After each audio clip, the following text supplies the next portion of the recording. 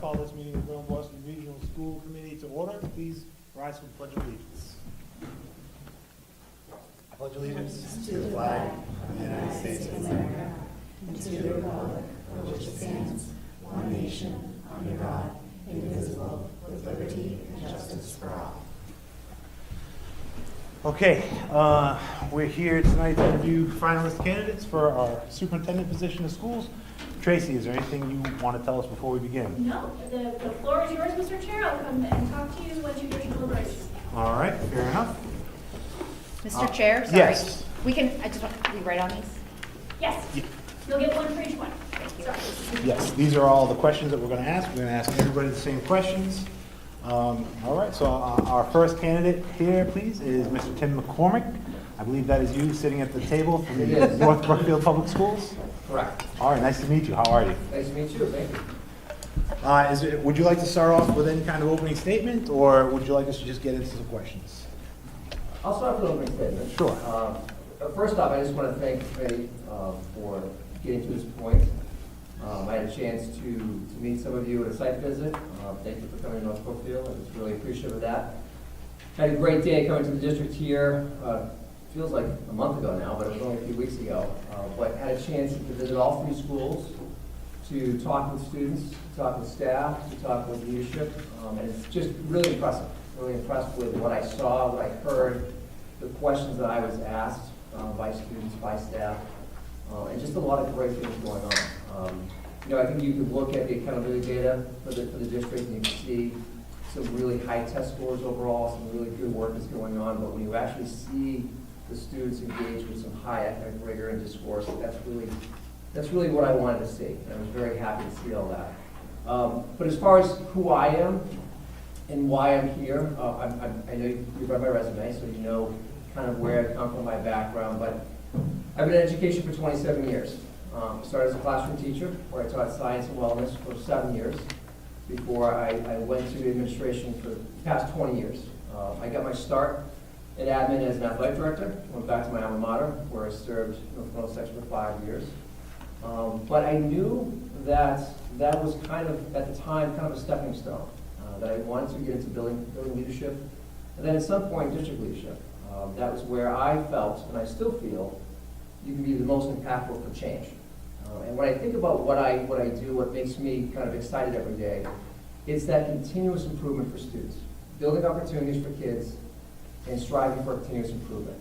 And through my different stops as building principal, both in alternative high school and 2 comprehensive high schools, and now in North Brookfield as superintendent, what I've always strived for is to build better for our kids, to give them opportunities that I didn't have, but what kids want today.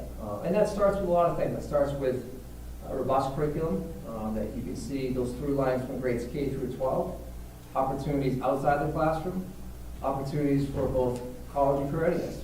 I spent a lot of time the last 3 or 4 years really building with our team a pathway for kids in advanced manufacturing, and really kind of seeing that come to fruition this past year has been very exciting. I go back to what I'm all about. It's all about seeing kids achieve, it's building us opportunities for them to experience new things, to transition from grade to grade, but be successful after high school, whatever that looks like for students, whether it's college, whether it's career, but making sure that we build that foundation for a really strong and bright future. Thank you. Beth, I think you're in the next question. Please share what, in your view, the needs of the district are. What has been fixed, what remains, and how your strengths suit you for leading the district through that. Well, to be very honest, coming to first site visit, having 2 interviews, finding what I read on from the DESI web about what the district, where it's at, accountability-wise, doesn't paint the whole picture. So I'm not going to sit here and pretend like I know everything needs to be fixed. I think that'd be unfair to say that. I think that when you look at a district that has some high-performing traits, like Berlin Boylston, you need to ask yourself, or I ask the question, is what can we do to get better, right? And I look at where's the curriculum at, what's the level of high-quality instruction that's going on for all students, what are the programs that are being phased in? And those are the questions I kind of go back to.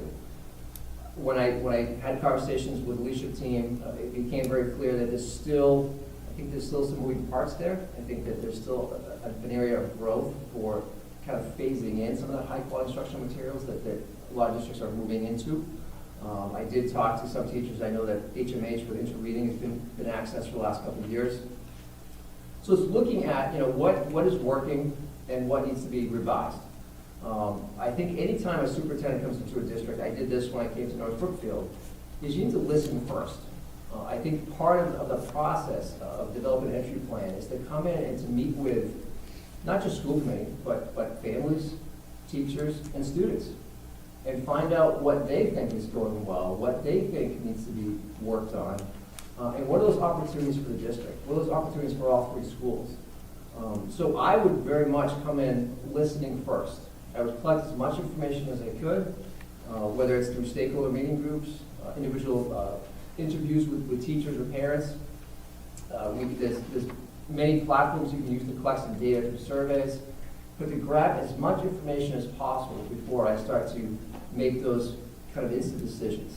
I know the district is currently going through some planning, and what I would like to do, what I would do, is I would take that plan, once it's completed, and make sure my entry plan kind of is aligned with what that plan is articulating for the district. I think it's very important to be on the same page, because from that overall district-wide plan, funnels down to your 3 building improvement plans. So you want to make sure that your entry plan, the strategic plan, and those school improvement plans are all aligned. So that's how I would start. And I think that takes 2, 3, 4 months to gather all the information and do it appropriately. So if you started July 1, you take the summer, but you take probably the first month after the school year to really gather as much information as possible. I would really, again, like to look at where the curriculum is at, what is working, what is not, making sure there's a through line from K to 12, making sure that we have a consistent message with what we're teaching our kids. Are we on the grade level? And more importantly, too, is how we are assessing where our kids are at. What is our data cycle approach for collecting that data and then presenting that data to our teachers and to the general public? And really kind of showcasing the good work we're doing, but also those continued areas, those areas of growth. Thank you. Lori, would you please take the next question? Yes. Please discuss your regional school experience, including what strategies you've used in your past experience for dealing with multiple towns with different interests and resources. So my regional experience was mostly with North Middlesex when I was athletic director. So North Middlesex is 3 towns, Pebble, and Ashby. So I was not the superintendent there. Obviously, I was the athletic director, so it's a little bit different. But I know how the process works in terms of the assessment process and really making sure that, again, you're striving for that continuous improvement for students while assessing towns as little as you have to. And I think that kind of goes back, there may be a question about budgeting down the road, but it really goes back to financial management. I think it's very important that you manage the budget responsibly, and that means talking with all the people involved. So whether it's town leadership, having a close working conversation and relationship with the business manager, making sure that you are both on the same page with what's going on financially. But really listening also a lot of feedback from families and your school councils to see where people are at with how this money should be used. It goes back to my previous response about that strategic plan. That plan will guide us with a lot of our decisions around where we put our funds. I think that's really important. That it's not just a document that sits on a shelf. It's a living document that we look at every time we make financial decisions for our kids. So I think that my experience is varied, but one thing I will say is that, and I kind of do this in North Brookfield, you have to be very aware of where your revolving accounts are. You have to have a very close grasp on, obviously, where your school choice is, where your circuit breaker funding, where that is at, and also your EED. And I think if you maximize those 3 accounts, you can do a lot of kind of pro-planning, looking forward, not just the next fiscal year, but 2, 3 years down the road. If you have those funds built up where you can kind of move those into the places where they need to be and support those positions that need to either come back to the district or save those positions, I think that's really going to be the benefit of the two towns. So, you know, that's some of my experience, and obviously I think, you know, there's always opportunities to learn as well. And I think that, you know, having a strong relationship with the business manager, with the town leadership, will really enhance that. Lisa, would you please take the next question? What has been your experience in building and managing relationships with stakeholders like parents, families, and communities, particularly those with negative views or a negative approach? So basically, how do you build and maintain trust? So I think there's a lot of pieces to that question. I think for me as a superintendent, it's about being visible. I think the superintendent oftentimes can get a reputation of being the person that's not approachable, the person who works up on the hill, comes down every once in a while, but that's not how I operate. I think that I want to meet families, I want to meet families where they're at, I want to meet teachers, I want to be in their classrooms, I want to meet kids. One of the great things about my job is that I can see kids every day, and I can be in their classes, I can see what's going on with them on a day-to-day basis, and kids know who I am. They know that I'm the superintendent, they know my name, and that's a good feeling, and I don't think that needs to change no matter where I go. And I think you also need to bring parents and families into the school as much as possible, right?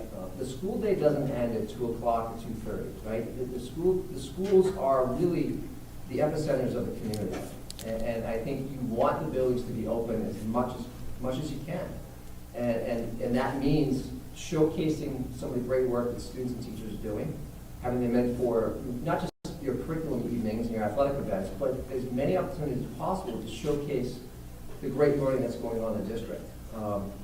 And sometimes that's not enough. Sometimes you have to meet families where they're at. In previous districts, I've done workshops at community centers, because that's where people were located.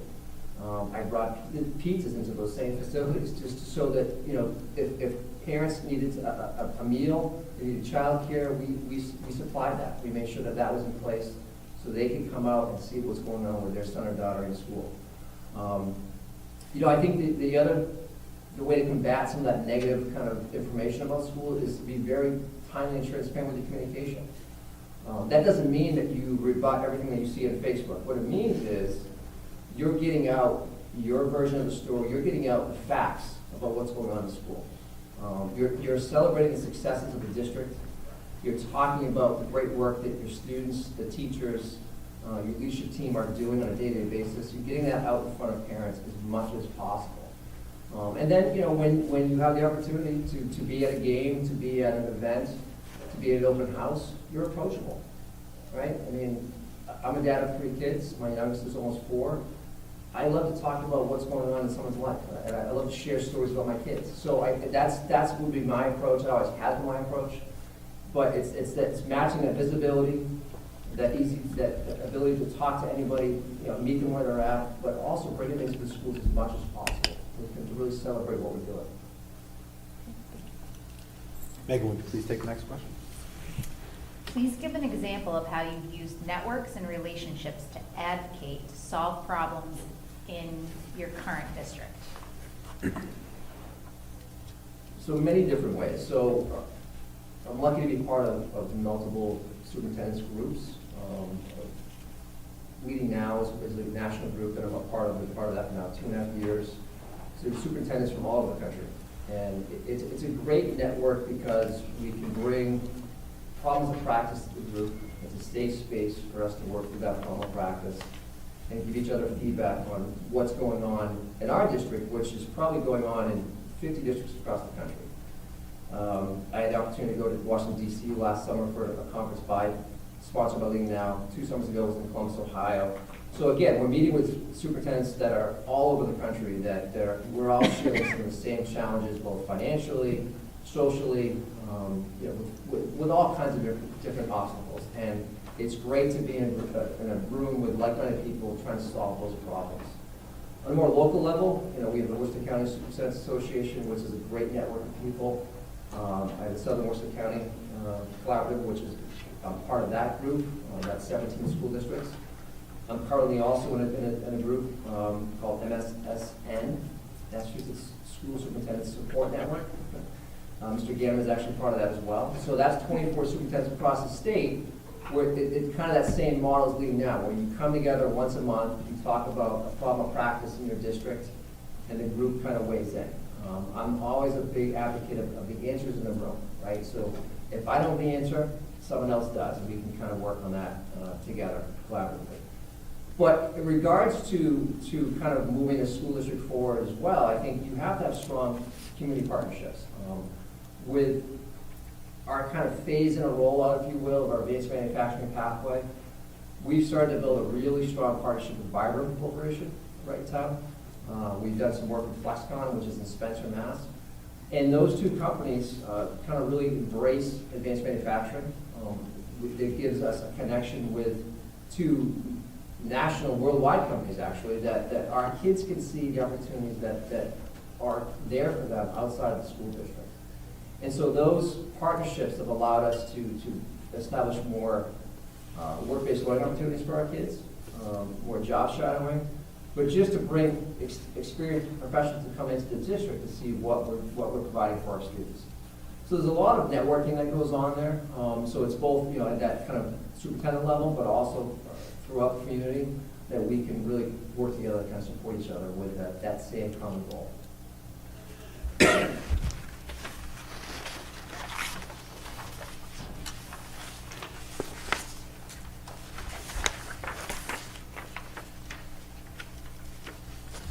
So we have a question here about your experience with collective bargaining. What has your experience been? Quite a bit.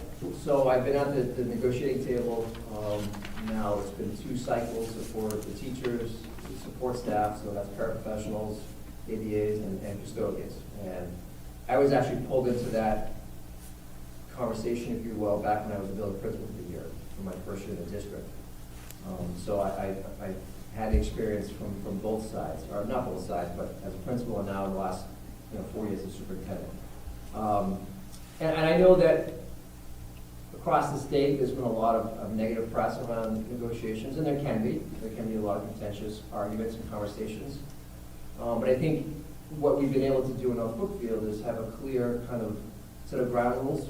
I think that people may have differences, but we treat each other with some dignity and respect in the process. And I think what it comes down to is we keep the difficult conversations behind closed doors. We don't get into a public smear campaign, if you will. We face those challenging conversations head on. And in negotiations, you're not going to get probably everything you want. That's just the way it works. But you need to, I think, on the side of the superintendent and the school committee, is be financially responsible, fiscally responsible, but ultimately is what we're doing what's best for our kids. And I think that's kind of, I'm grounded by that statement in pretty much everything I do. Is the decision we're making, is it what's best for our kids? And I think we've been able to navigate some maybe challenging decisions or conversations based on that premise.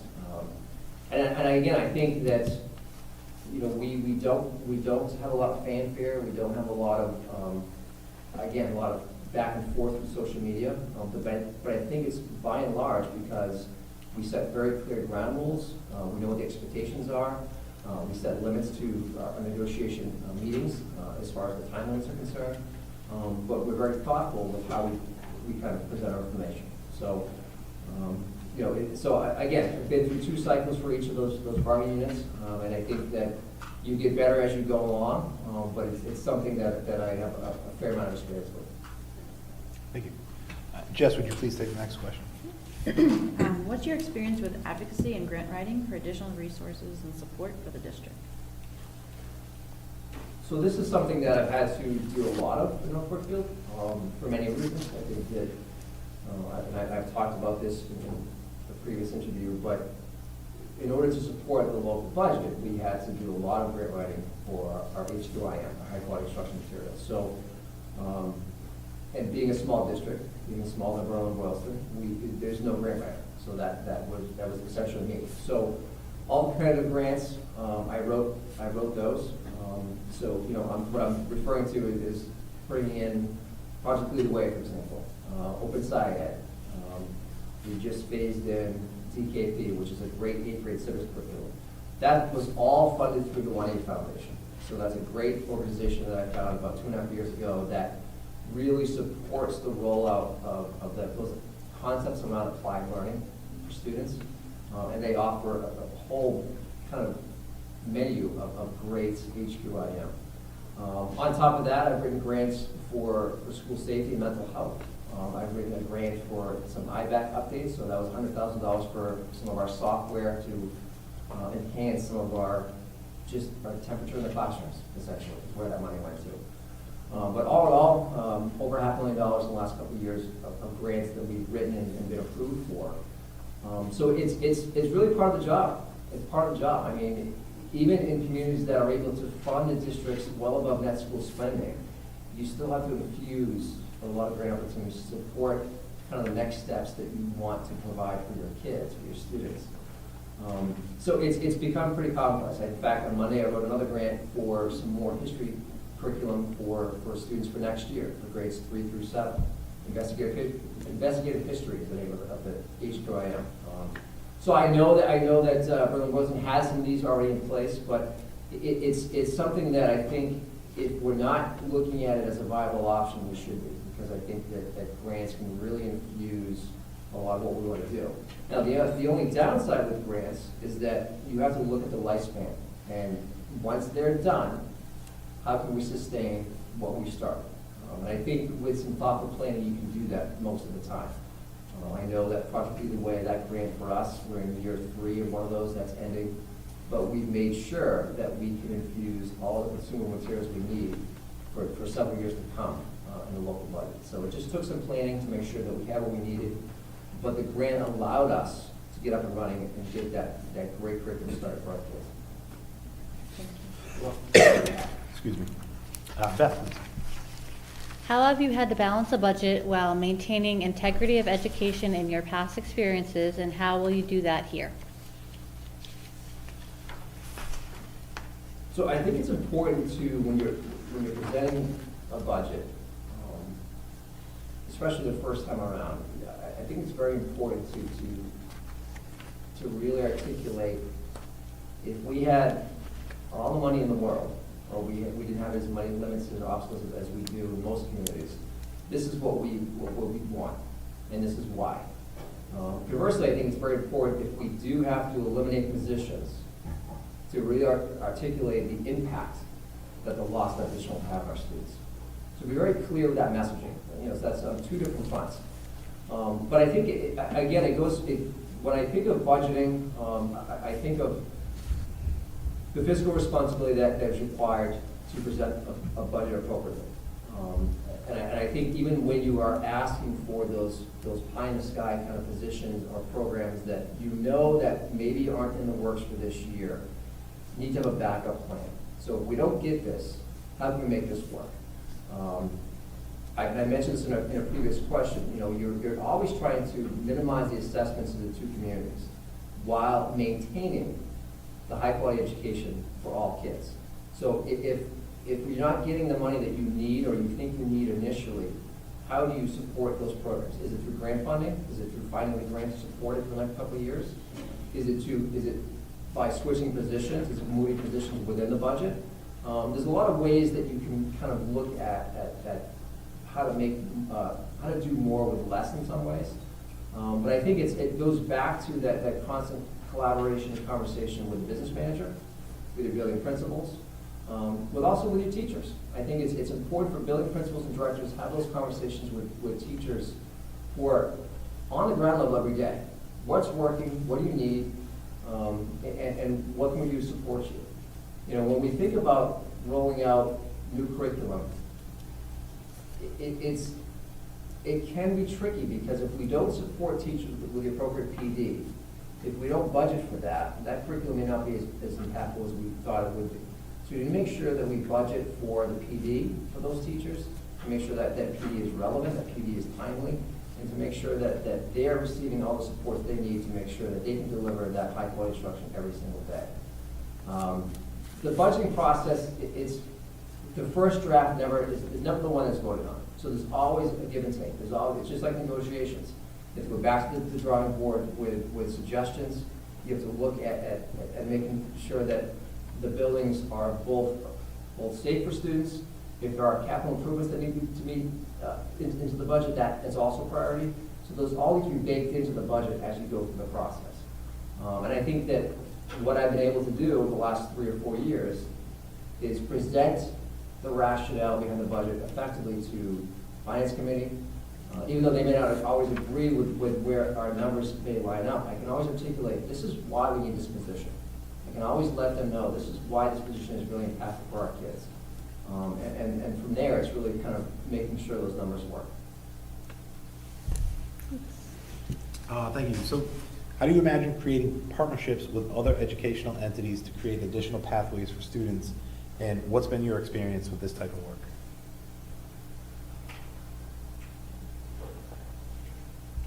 So my experience mostly has been with the ICP designation, so building pathways within the district. Like I mentioned, advanced manufacturing is the pathway we built currently in North Brookfield. So what that means is that we have curriculum for students in grades 9 through 12 in STEM education. We have credentialing that's built in over the course of those 4 years. And we also have work-based learning opportunities for those students as they become seniors.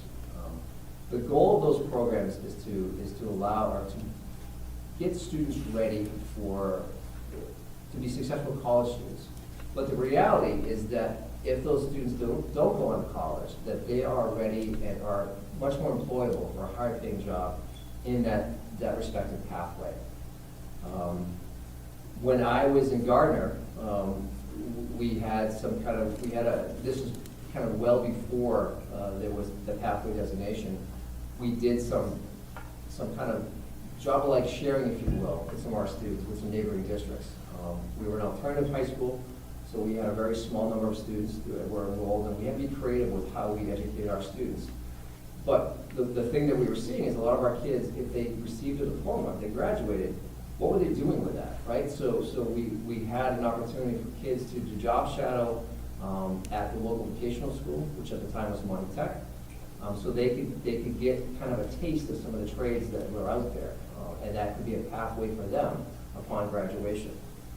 We also had them do some shadowing at Gardner High School, so they got to see kind of what was going on at the high school as well, 2 high schools in the city. But there's also opportunities that I would explore, and maybe it would be the right fit for most, and maybe it wouldn't be. But there are also opportunities to share resources with neighboring districts. So if ICP is not the appropriate move for the district, then how can we share some of those CTE resources across other districts? I've seen it done very successfully in Leicester, for example, where they've combined multiple districts for different shops. That's something that we potentially look at. But I'd like to see, before we get even that far, what do we have internally? What do we have for opportunities internally? What can we do here that maybe with just some tweaking with the program studies, with some additional credentialing that we could phase in for our kids, what can we do for the next year or 2 before we get into that long process? So I think there's a lot of opportunities that we can explore. My experience, I have experience in both. I've experienced running the Capital Skills Grant that infused a lot of the hard, durable equipment that support this learning. So I think that's the other piece of this, is how do you support this endeavor financially over the long term? And I think that's something that I've had success in both fronts over the last several years.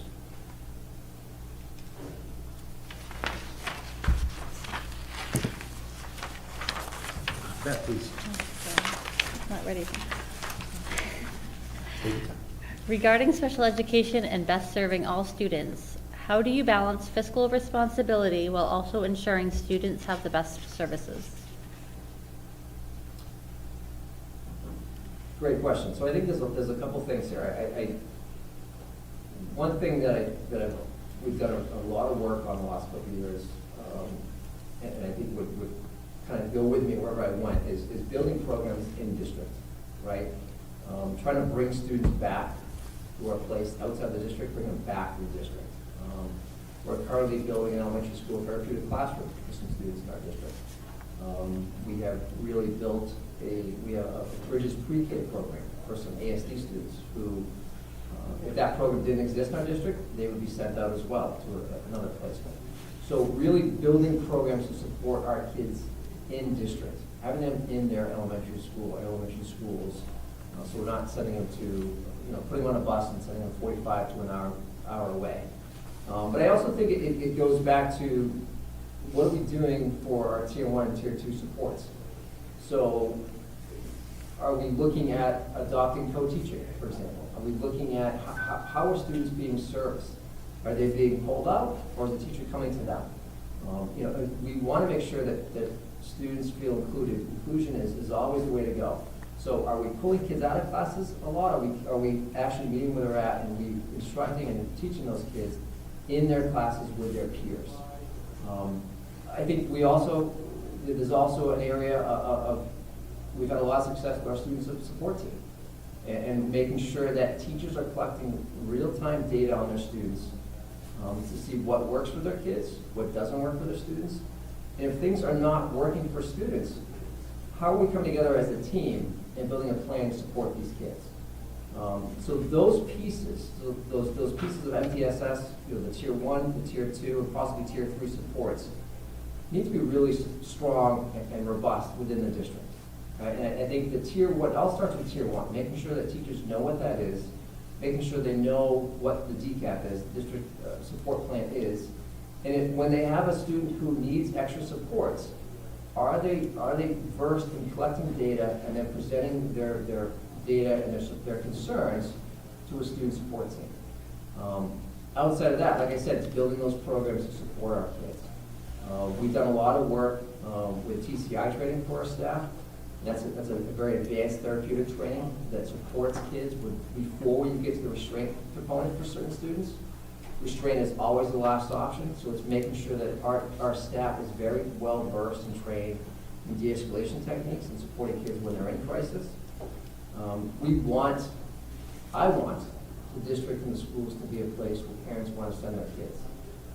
That if they send their kid to Berlin-Boylston, they know that no matter what challenges that their student faces, that we'll have a program or we'll have opportunities for their student right within the district.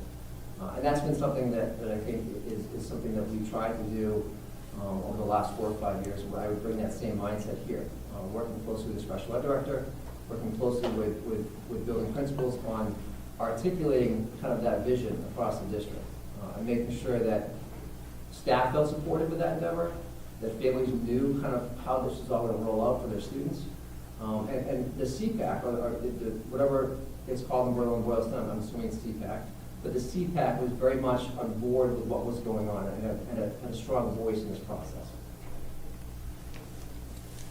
Lisa, please. How do you go about balancing parents' rights, students' rights, and district educational priorities?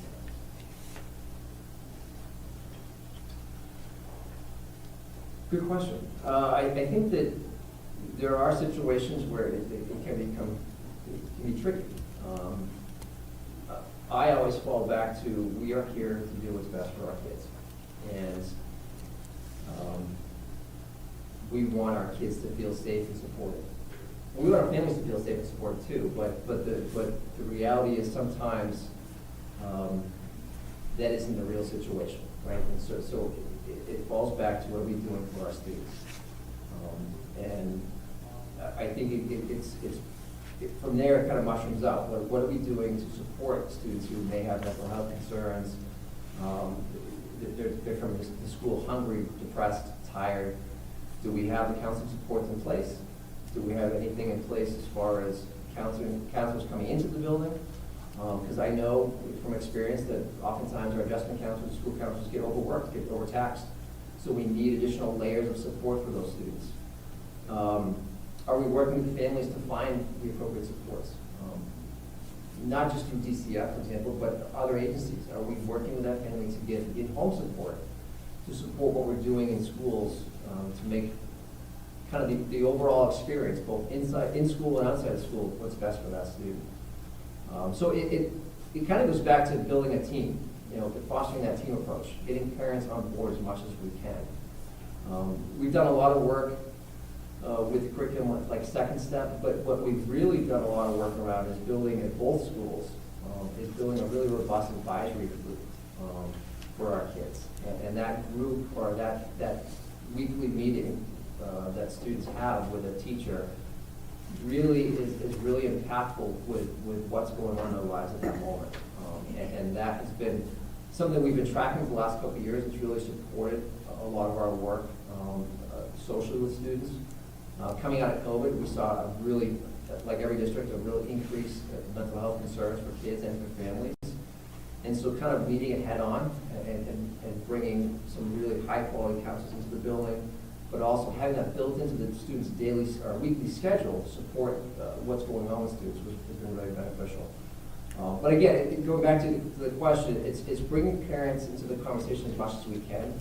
At times, we can't sacrifice the students' confidentiality in certain situations, but we try to bring parents and families into that conversation as much as we can to be on the same page. I have been in situations where we've exhausted that, and honestly, we've had to really kind of sever ties with members of the family in some respects, in the sense that what they're doing is not safe for their kid. So we've got to really advocate for the student, and we do what we need to do to advocate for that student.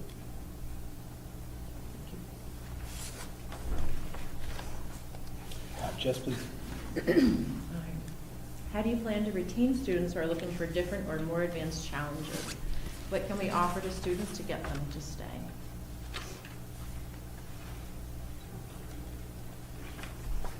Well, I would start by asking the students and the families, you know, what are we lacking, right? What do we need? Is it some of those pathway opportunities in health services, advanced manufacturing, in business? Is it additional AP courses? Is it a more robust elective offering? I don't think there's any one simple answer, but I think it starts with having a conversation with our students. Our students will tell us what they want, and you know, even the kids who don't know what they want yet will tell you what they don't want. So I think that's the starting point. It's having an engaging conversation with the students and their families, and that can be done many different ways. But I think that's where you start. And then once you kind of narrow it down, if the district decides to move forward with a pathway opportunity, for example, it's how do we support that training for the teachers? How do we support the rollout of the curriculum? How do we give them impactful PD? How do we track student success? And how do we share that success out to our students, our families, and to the general public? Obviously, when you phase in a program or you phase in opportunities for students, if it has success, you want to be able to show that. But how are you tracking that too is very important. So what data cycles are you using to capture that information? But I think there's an opportunity for Berlin-Boylston to be truly a destination for students and families. There's already some tremendous things going on, so let's capture that. Let's make it better, and let's market the district more. Let's market what's going on at all levels. And that can be done through simple newsletters, but it can also be done through there's some great opportunities out there to really do some really slick things to get parents engaged with what's going on in the district. And I think that's kind of the next step. Once you have those things in place, once you're building those new ideas, is to really get in front of it and get it out there to families so they can see it. They have access to it at all times. Thank you. Lori, please. What is your vision for the next part of your career? What would this look like in 5 and in 10 years? I would love to be superintendent of district for 10 years or more. I look at Berlin-Boylston as a destination. I don't look at this as a stepping stone to another spot down the road. I think when I talk to my friends and colleagues who are superintendents or have been in these roles for a long time, the best way to impact positive change for a district, for families, for teachers, and most importantly for students, is by building a strong team and being in that position for a long time. You can't expect to have lasting change in just 2 or 3 years. You can change some things and you can do some good work. I'm not saying you can't. I mean, I've been in this role for 4 years. I mean, so by me saying that, if I were to be in this position next year, I've left after 4 years. But this is an opportunity, I look at this as an opportunity where I can come in for a very long time and do some great work. Not that there will be obstacles, I'm sure there will be many obstacles that we'll work on as the team will overcome. But I think, you know, it's really, it's my goal, it's part of my vision to come to a district and be there potentially until I retire, making those strong, positive changes for our kids, our families, making the district the best it can be, taking a district that's already high performing in many ways and making it even better.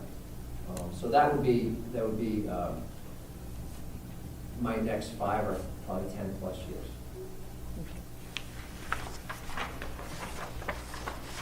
Thank you. How do you plan to balance the demands of being superintendent in a district with a small central office? It's not small to me. To be honest with you, it's actually quite large, Yeah. which is nice. I mean, I think, again, one of the benefits of putting in a small district is you wear many hats. And so, like I said, I'm the grant writer, I'm the director of curriculum, which has been great.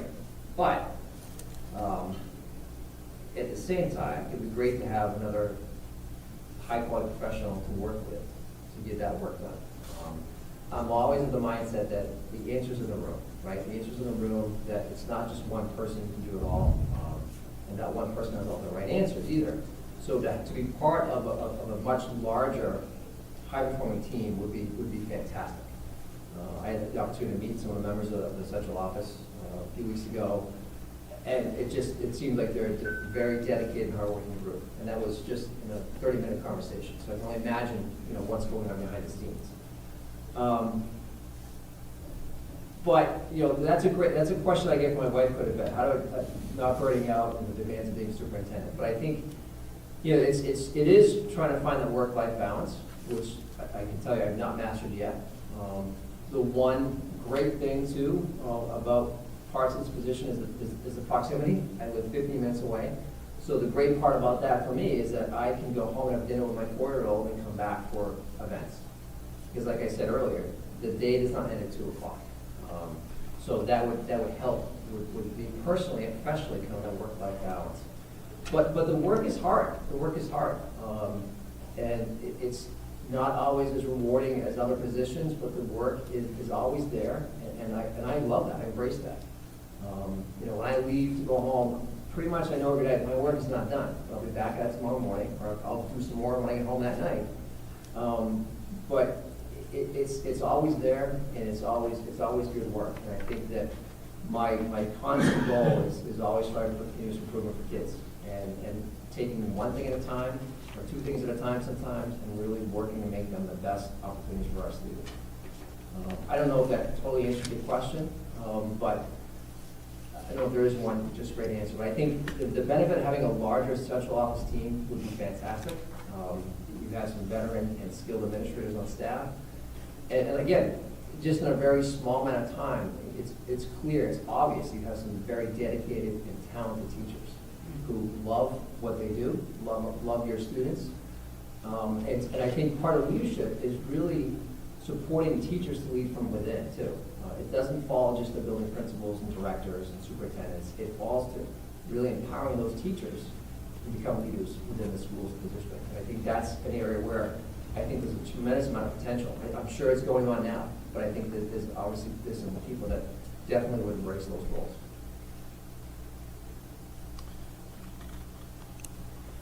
So perhaps we've heard some of this already, but final question here. Why us? Why Berlin-Boylston Regional? I think you're a great school district. Everything that I know about the district, I know people who work in the district, I know people who sent their kids here. The things I can find out about the district, it's very intriguing. There's a lot of great things that I've already seen in action. And so, like I said, when you think about these roles, I think about this role. I want to be a good fit for the district and for myself. And I think that some of the skills that I bring to the position, some of the work I've done over the last 3-4 years, the last 20 years as administrator in different roles, I think I've worn many hats. Starting as an athletic director, building principal, superintendent. I've seen a lot. I've experienced a lot. And I've had the ability to work and develop some great leadership teams over the years. I think that I have a shared vision.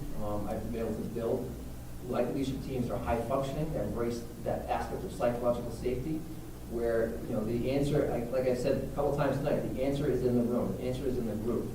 But we work through those hard problems, those challenges together. And I think that Berlin-Boylston has a tremendous amount of great things that are already happening.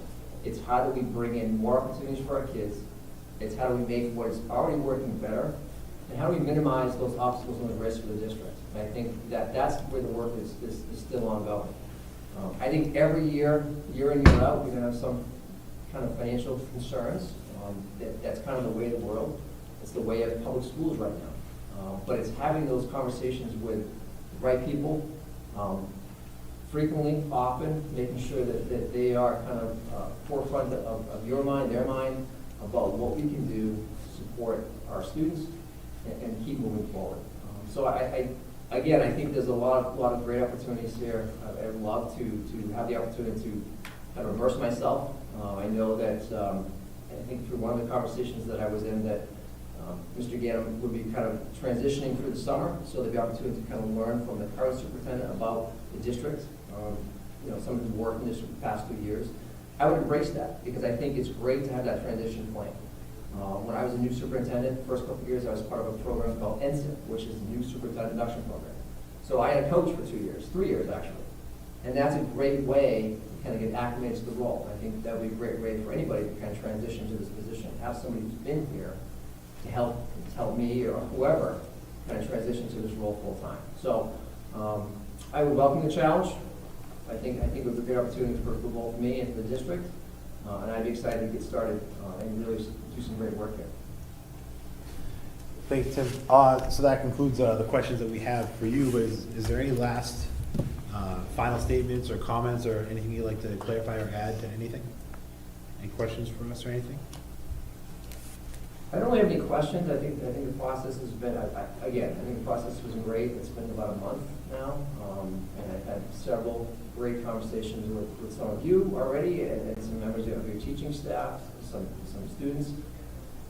And I think I just go back to what I've already said a couple times tonight. I think this would be a great opportunity for the district, great opportunity for me. I think that where the district is at, my experiences, I think would be a great fit. And I would be someone who is always available to have a conversation. I'm reflective of my work. I do not have all the right answers all the time, but I will get back to you. And I'm a team player. And I think that if you ask people who I worked with, people who worked for me, they will tell you that I am student-centered, I'm a team person. I'm always willing to work with people to make sure that we do what's best for our kids. And I would bring that same kind of energy, that same ethos, if you will, to this position, and I would work extremely hard for the district. All right, thank you very much, Tim. Very nice to meet you. I Nice to meet appreciate you. you going through this process for the past month or so, however long it has been. I know it's a lot to it, but thank you very much for coming. Thank you very much. Thank you for your time. Thank you. Thank you. You need a recess. All right, we will recess.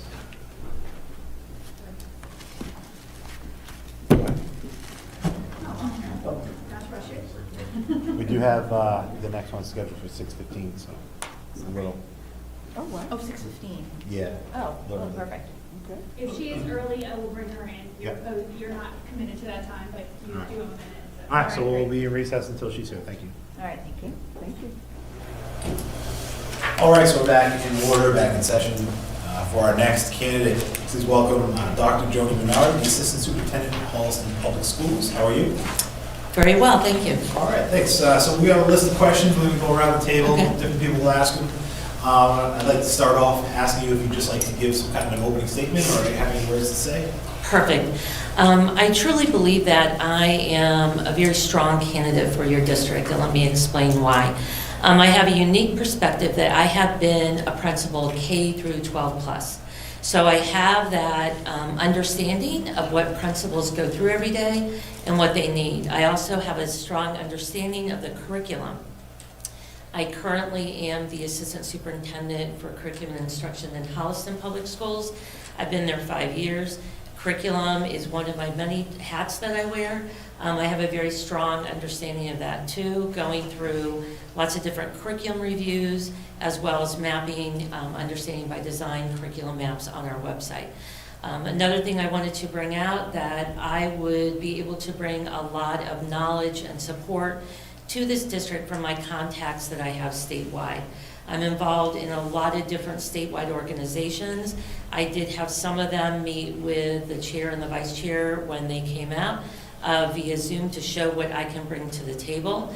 Also, my dissertation for my doctorate from University of Hartford was all about how public schools can partner with outside agencies and industries and businesses to bring knowledge and expertise to school districts. So I have a lot of experience in recruiting businesses, people to bring PD and help into public schools for no cost.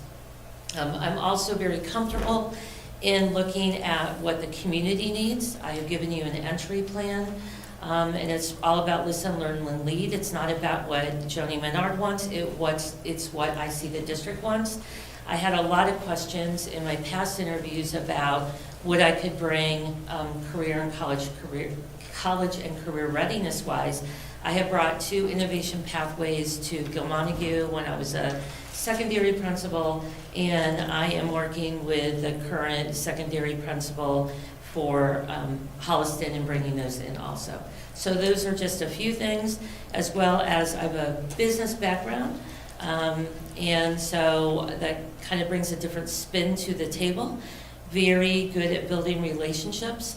And also, I have been on both sides of the table as a teacher, as a union rep for contract negotiations, on this side of the table as an assistant superintendent. I've been on both sides of the table for budget. I go to every budget subcommittee meeting with FinCom from Holliston there, as well as every policy meeting. So those are just a few of the skills that I could bring to this job. Thank you, Beth. Would you start with the first question? Please share what, in your view, the needs of the district are, what has been fixed, what remains, and how your strengths suit you for leading the district through that. So, what I am saying came up from researching the district, watching school committee meetings, and also my visit to the district. So let me take a drink and then I'll get to that. Depends on the stakeholder. I see there's different needs from different stakeholders, and that's common in every district, right? But as a superintendent, I would need to meet all of those. I see one that goes across all people that I talked to so far is relationship building and really working with others. That is one of my strengths, and I hope that that was clear when the vice chair and the chair came out to Holliston. I had them visit 27 people, 10 different groups of people that I work very closely with, and it shows how I collaborate with others, build teams, and really build people that enjoy working with me and want to work with me, and that's my relationship building. I think that also another item that came clear was concern for budget from the school committee. I'm very strong in that. I've had to run my own budgets in Holliston. I am responsible, take away the payroll, which I know is the bulk of our budget. The rest of that, basically, I'm responsible for. I'm responsible for all entitlement grants other than special ed. I brought in competitive grants. I'm very much aware of how to cut a budget. I've done that collaboratively when I was a principal in Petersham. I really went to the staff and we were able to meet our needs in a way that they were comfortable with too. I heard another need for the district was curriculum. That is my passion, that is my jam, that is my sweet spot. I'm very comfortable with that inside and out. I came into Holliston where Holliston was very behind in curriculum reviews. We are currently doing 3 right now. We are doing elementary ELA, science at all levels, and our multi-language learners, which our population has drastically gone up in Holliston. So I'm very comfortable with having a lot of balls up in the air, working with a lot of different people. I saw communication as a critical need from a lot of different people telling me also. I'm a very transparent leader. I like to communicate in a lot of different ways. I use Some More newsletter, which is a, not to insult anybody, it's a visual platform. You can embed videos and pictures in, and we do 3 ginormous ones, ginormous because you keep on scrolling down, teaching and learning that my staff and I work on. But I also am part of the district newsletters. If I'd be superintendent, I'd have superintendent roundtables on a regular basis. I did that as a principal. I went out into the community where it's needed. When I was in Gilmontague, I didn't realize how many people did not have cars. So I went downtown and went to them. So in Petersham, I knew, like the Lions Club I went to, I would rely on all of you to help me where I should go. I think it's really important to be proactive and build those relationships and build that trust with the community and others, and be very transparent about the budgetary process all along. That's one of the most important things in curriculum all along. So it's not a surprise to anybody, and really be forthfront and talk about it in a lot of different ways. Those are just some of the things I heard. So budget, curriculum, communication. So I just gave you some of those answers. Thank you. You're welcome. Laura? Please discuss your regional school experience, including what strategies you've used in your past experience for dealing with multiple towns with different interests and resources. Mhm. So I was looking at that. I've been in regional school districts more than I have not. So I started as a teacher at Wachusett Regional School District. I then went to Spencer, East Brookfield Regional School District. From there I went to Medway, which is not, but then I was in Petersham, which is part of a superintendency superintendency, yes, isn't it called union? Superintendency, I'm sorry, organization. I can't think right now. So it's Marhar, Orange, and Petersham. Even though Petersham was its own district, we fed into them and had to work with them. Gilmontague Regional School District, where I was secondary principal, and Holliston, which is a single school district. I realized the importance of every community by having those experiences. Every community has different needs. It's really important as a superintendent or anybody working in a regional school district realizes that you need to meet all those different needs. You need to listen to all the stakeholders and really meet them where they're at. That means just like students, just like teachers, you might not be giving the same thing to the different communities. Different communities might need different things. You need to differentiate it for the community. I think that you also, I would need to be very cognizant of having those relationships with the town managers, police, fire, FinCom, et cetera, meeting with them and building those partnerships very strongly and having regular communication with them, again, to be proactive, so everybody's on the same page and know what's going on. I think it's really just kind of, again, being very conscientious of meeting everybody's needs, doing that in a thoughtful way. And in order to do that, I would need to build relationships with all those people so they know that they can trust me and they can believe me and they can work with me. Thank you. You're welcome. Lisa, please. What has been your experience in building and managing relationships with stakeholders like parents, families, and communities, particularly those with negative views or a negative approach? So like, how do you build and maintain trust? Mm-hmm. So I think that's a critical part of my job, all the roles I have been in, and let me very briefly tell you about the different ones. For me now in my role, it's more about having community forums when we are doing some things that are a little bit controversial. Let me explain what I mean by that. 8th grade math in Holliston is a hot topic, and there's people on all sorts of different sides. So we have had forums and surveys and all of that in my role that's very appropriate. There are people that hold very strong beliefs on both sides. So it's listening to all of those, right, and telling them all the steps that we're doing. Let me tell you how I built it in when I was a principal, is that I had those regular lines of communication, so they knew that I was always being open, right? So it was some more newsletters and principal chats. I would also do that as superintendent here. I think something you didn't ask about, but is very critical, is also students. I think as a superintendent, you need to have regular, I'd have superintendent roundtables with students, hearing their concerns, with staff hearing their concerns, and the most important thing is not only listening, but then taking some of their ideas and putting them into action. And if I didn't put some in action, fully explaining why I didn't and being transparent about it. I'll give you an example of some negative views that I had. When I was in Gilmontague, it was during heightened political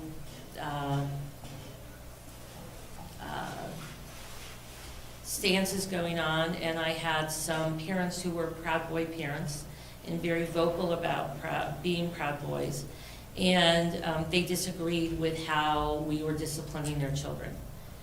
And I had to have very honest conversations with them. This is nothing political. It's about, this is a school community. These are beliefs in a school community. These are the expectations in a school committee, our school community, and they will never change. And this is why we have these beliefs. And I talked about school beliefs. I talked about district beliefs. I said, if that disagrees with your beliefs, I'm sorry, but ours are never going to change. So anytime your child does something that disrespects that, there are consequences for that. So I'm not afraid to have the hard conversations. I think how I build and maintain trust is in a lot of different ways. Is having these open forums. It's people seeing that I listen to them, take their suggestions, tell them why I can't do some of them. It's also people seeing me, excuse me, I'm really dry, at the festivals in town, at the sporting events, at the musical events. I'm usually around with a pad, probably like around this size, taking notes so I don't forget, and I don't mean that, as offensive, but I know, like, as more people come up to you, you don't remember everything. And I will contact those people back and say what I did about it. I think it was very telling when it was already announced I was going to Holliston, and a grandmother in Gilmonty came up to me, and a grandmother of a basketball player, and said, I just want you to know, a lot of people didn't realize, but I saw you at every game, and I know I want you to appreciate that. I think that's really important to be seen and give people the opportunity to come up and talk to you and give their opinions, good, bad, ugly, whatever, right, and listening to those. Thank you. You're welcome. Megan, please. Please give an example of how you've used networks and relationships to advocate to solve problems in your current district. Well, that is, some of the questions I had in my last interview kind of alluded me to some, the questions that you give me tell me as much about what you want, as when I am telling you things, right? So that's telling me what you want and what you're concerned about. Some of the questions that I had in that original interview were about what I could bring to the table and about what relationships I had. So I was very cognizant of really kind of thinking outside the box, which I love to do, and you will always see me do, is thinking about how to show the chair and the vice chair some things that other people might not see about me. So I did 2 Zoom calls for them. One was with my old superintendent in Gilmontague. I was hoping to have my other old superintendent. Unfortunately, her brother-in-law had just passed away, so she could not join. But it was all about how I met Gilmontague's needs. It wasn't what Joni Menard wanted, right? And so we went out and collaboratively did innovation pathways together. I went out to businesses, recruited them to be internship spots for us. We had 2 innovation pathways. One was healthcare and social assistance, the second one advanced manufacturing, and I got businesses to actually agree to hire some students after graduation if they did well. So I think it's really working with stakeholders and what I did showing that. But a better group that I thought I brought in was a statewide organizational group. And I gave you the itinerary for when they came out, and one of the Zoom groups was with 4 of my colleagues that I'm humbled and honored to be friends with, that have taught me a lot. And they are people, 2 of them lead the Athena Superintendent's Job Alike. One of those people was also one of my advisors for my dissertation. You can see from there, I listed all of their job titles. They have so many statewide. I also brought in the assistant superintendent from Acton-Boxborough, who runs the Accept Job Alike, as well as the assistant superintendent from Hopkinton. I'm in so many groups with them, with statewide organizations. They truly are just some examples of people that I can just pick up the phone and call and say, hey, I am going through this in my district. Do you have any suggestions? I have been lucky enough to build that type of relationship all across the state.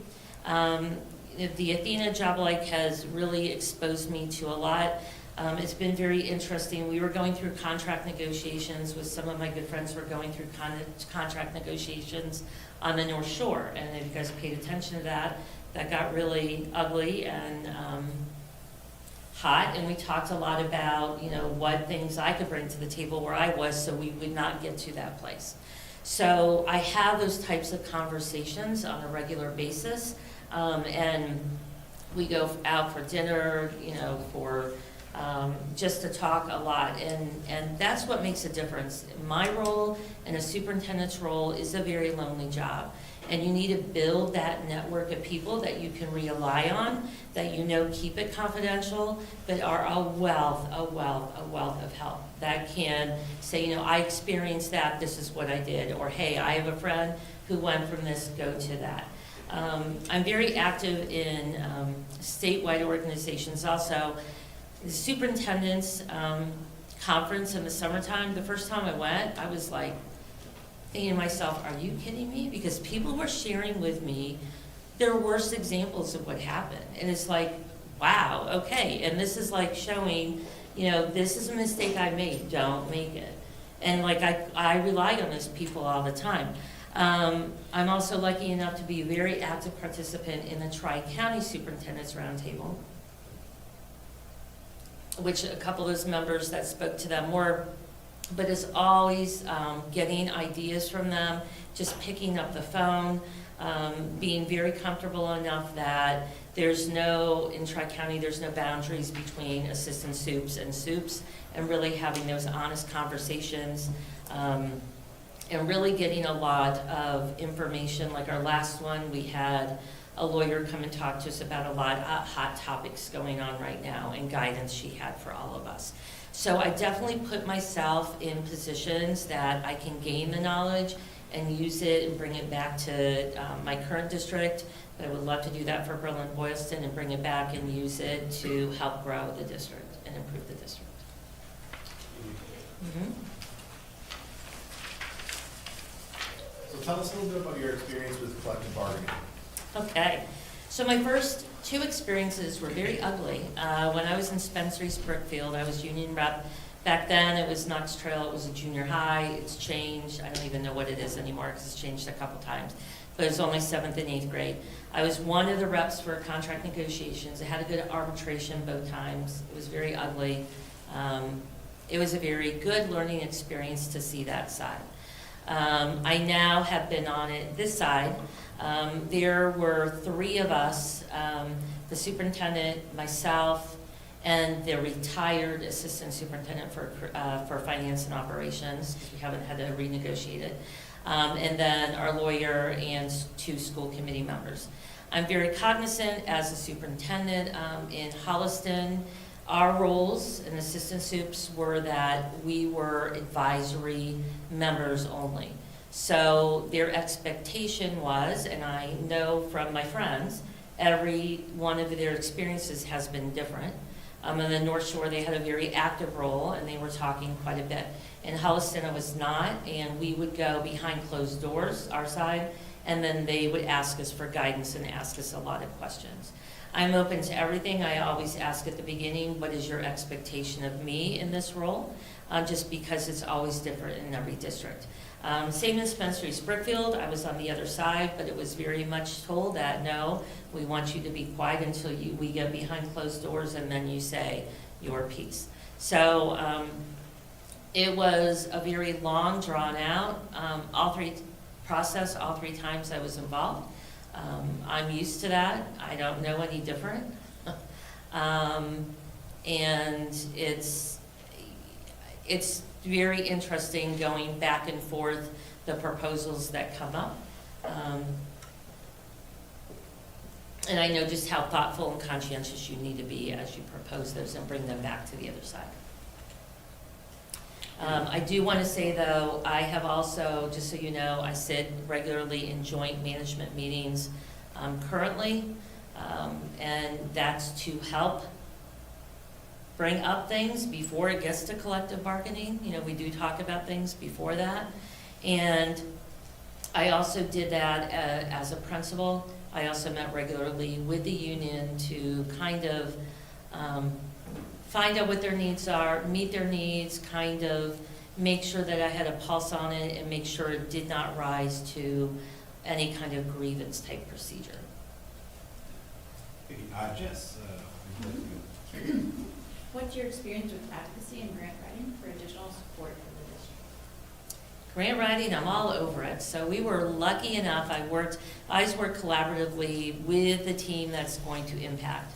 So I worked with 2 humanities curriculum coordinators, one for our lower school K through 2, and one for our upper elementary 3 through 5, and we successfully wrote a PRISM 2 grant for over $224,000.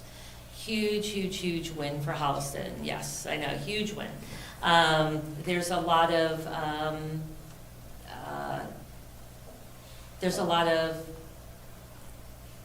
mandates is a strong word, and I can't think of another word right now. There's a lot of requirements that come along with that, which is not a problem. Some of those are going to the DESE implement trainings, which I was going to regularly all the time. We had one today again. I'm very used to writing other grants. We wrote a competitive grant twice successfully for genocide grants. I've worked with the high school principals successfully writing innovation pathways grants, Project Lead the Way grants. Those are all competitive grants. Sadly, when I was still a principal in Gil Montague, there were no innovation pathways grants. So it's awesome that now that has changed, because we were trying to really dig deep and see how we could fund that in Gil Montague. Very much in line with advocacy about what we need to do. Let me give you an example with that. So I participate regularly in all curriculum reviews. I'm very lucky to have a curriculum staff underneath me, and I fully realize that, that's unusual and a little bit different. Please realize that, I was a principal in Petersham. I had no assistant principal. I'm very used to having no support, right? In Gil Montague, I had a little bit more support, but I'm very much used to having to do things on my own. But I'm sorry, I don't remember what I was just saying right now. Lost my train of thought. But really looking at what we need in the district and working with others to try to figure out what we need in the district, and to advocate for that. I definitely am that out-of-the-box thinker, that I want you guys to realize that I look for very creative ways to fund things. Like I said, my dissertation's all about working with colleges. I would really like to build a pipeline with local colleges around here for not only bringing subs in here, for student teachers in here, for connecting with knowledge and bringing PD in here from colleges. I work regularly with, right now, Fitchburg State College and other colleges to provide specialized PD for our teachers. I'm a fierce advocate. If people say that we need this, I will find a way to get that. And I'm not afraid to call out. I was lucky enough to be part of, I'm dating myself, but I was on the STEM Governors Council when Deval Patrick was governor. And one of the things you will find that I'm very respectful, but I will push back. I said, I don't understand. We're supposed to be a state that is so far ahead of the curve with biotechnology and STEM and all sorts of things. I said, but yet you have not built a system that has identified businesses that are interested in partnering with schools so that schools can reach out to them. I, on my own, have always had to do that and reach out and find that on my own. And I'm very comfortable with that, but a lot of people in my role aren't. So please realize that I have no problem. I don't know if it's part of my personality, part of my sales background. I will just look for, you're gonna hear very unusual solutions to problems or budgetary needs that might come up.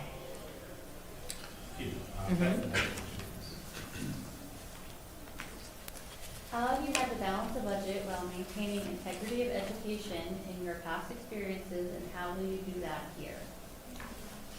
Let me give you a great example.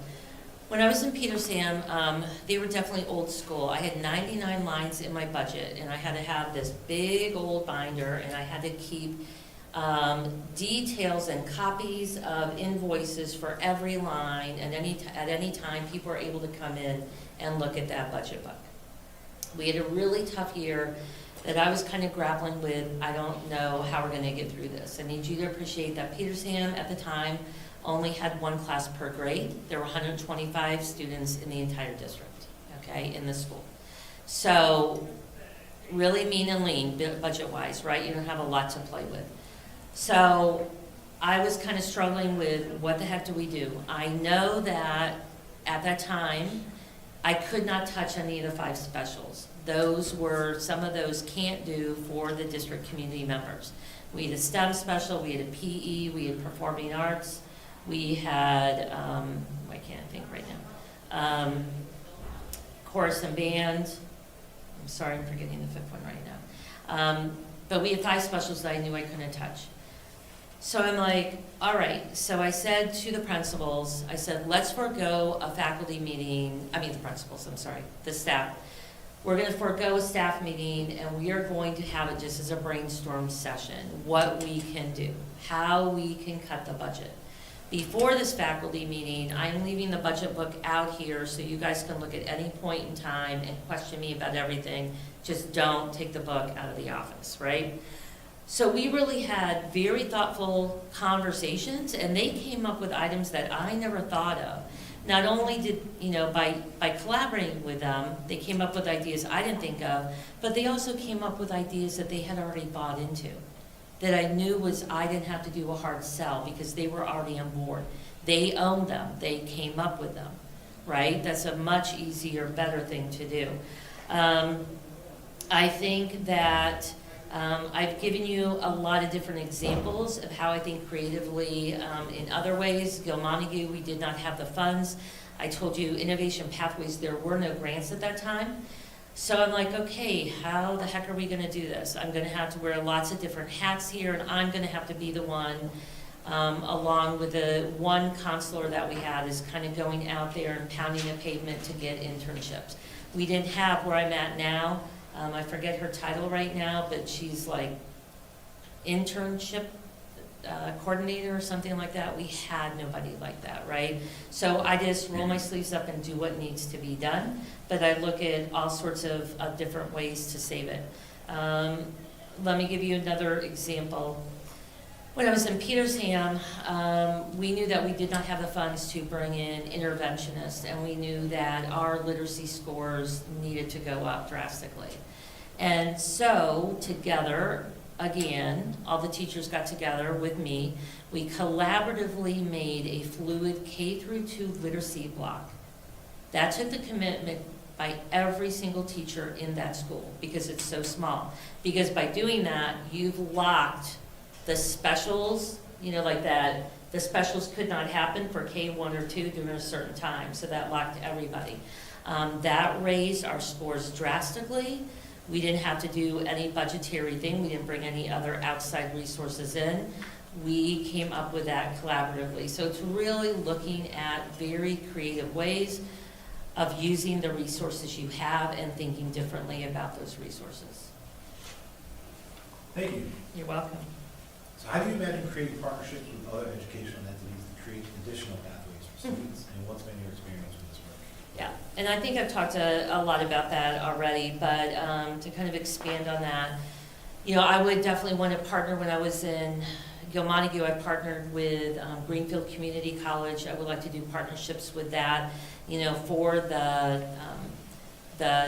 high schoolers, as well as, like I told you, bringing other support in, subs, and building a pipeline for teachers. I know recruiting teachers is another hard thing.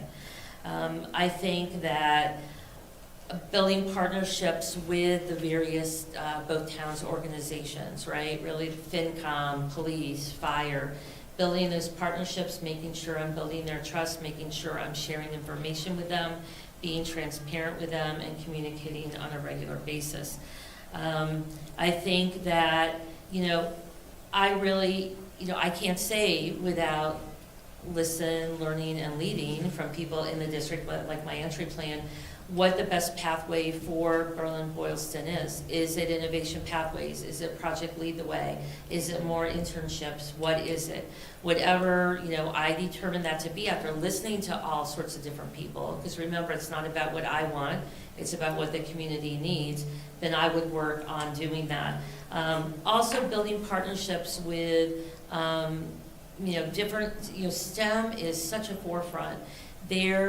I'm part of the STEM network still, and there are so many opportunities that you can bring in from students from just being part of those networks. I think another thing is getting students to showcase what's done here. It's really hard for, you know, it's easier for people to say no to me than it is for a student. So really getting students to tell the stories of what's happening here or what they want to happen here, to really kind of pull on the heartstrings of people that you're trying to partner with to bring those people in. But then also, if you bring those people in, is communicating back and inviting them in to show them what they've helped build and what they've helped change. So I think it's partnering with so many different people. I've given you college examples, I've given you business examples, industry examples, working with other organizations within the state, such as Berlin-Boylston's part of the Worcester County Superintendent's Roundtable. You know, I'd be in all of those types of things and be able to bring a lot of things back. But I think it's really listening like I did in Gil-Montague to what they needed. I'll give you another example. Petersham, it was very important for the students to have, they really wanted a STEM school. So we changed it into a STEM school. We also made a free of charge, other than one organization, after school enrichment, STEM enrichment, that they wanted and we brought in. And I also dipped my toes back in and taught some of those classes just to have fun and teach again. But those are just some of the ways that I brought partnerships in. Thank you, Beth. You're welcome. Regarding special education and best serving all students, how do you balance fiscal responsibility while also ensuring students have the best services? So I am lucky enough to work very closely with our Director of Student Services. Something I have learned from her, and we have an interim right now, the past one moved on to a different district, but we had a lot of conversations about really thinking outside the box to bring more funds in. So things that I would want to look at, which we have found in Holliston, is that how we have written things for Medicare and Medicaid. We have brought a lot more funds into Holliston than we ever did before, by hundreds of thousands of dollars, because of how things were written in the past or not written in the past. That's a way that I would, you know, very quickly we could change that. And I have talked to the student services coordinator, their secretaries, like I would be very happy to talk to somebody to kind of get them on board with that. I also think that you need to be very responsible about the grant funds that you get, you know, the 240 grant, and really looking into that. I think that you need to look holistically how the district is using funds. Let me explain what I mean. So in Holliston, we have a high percentage of students on IEPs and 504s. Berlin-Boylston is even higher than Holliston. I would want to take a look at that and see what is driving those costs. I do know from talking to people, there are a lot of one-to-ones in Berlin-Boylston. I would want to look at how have people been given one-to-one paras? What are the qualifications? Is there a checklist? How are the special ed IEP meetings and 504 meetings being run? You know, is there training being needed? I think there's also working closely with CPAC and very involved parents and really kind of doing informational nights. I was talking about math forms earlier. I would want to do like a lot of informational nights about what it means to have an IEP or 504. You know, the IEPs have changed recently. You know, it's a whole new IEP, and you really need to let parents know about what that looks like, what the qualifications are, what an IEP meeting looks like, what the expectations of an IEP meeting are. That's not meaning at all to take away anybody's true needs. That's just to make sure that we are identifying what a student truly needs. In Holliston, we are realizing that, you know, we need to do a better job of strengthening our Tier 1 instruction. That is the focus of our professional development, because that causes more people to potentially be identified for those IEP 504 potential meetings, right? So there's all sorts of ways to look at that. I know in Holliston, we realize we have a lot of work to do in strengthening that. I'd also want to look at Berlin-Boylston's district curriculum accommodation plan. I was talking about that with some of the principals on my visit here, and we talked about how it did need to be strengthened and needs to be really friendly for teachers. Those are accommodations that any teacher can give at any time, and a lot of teachers, no matter what district you're in, don't realize they can do that. They think those are only 504 IEP accommodations, right? So it'd be educating people about that. It'd also be educating the community about a district curriculum accommodation plan and what are all the accommodations that any student can get at any point in time. Thank you. Lisa. How do you go about balancing parents' rights, students' rights, and district educational priorities? Mm-hmm. So I think in every role I've had, I've been lucky enough to be in a district that we've had a district strategic plan, okay? And I know Berlin-Boylston's in the process of that. That is kind of the North Star for the district. That is the basis of all decisions you make.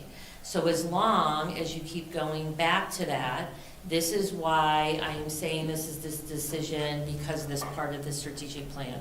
And all these people were part of the strategic plan.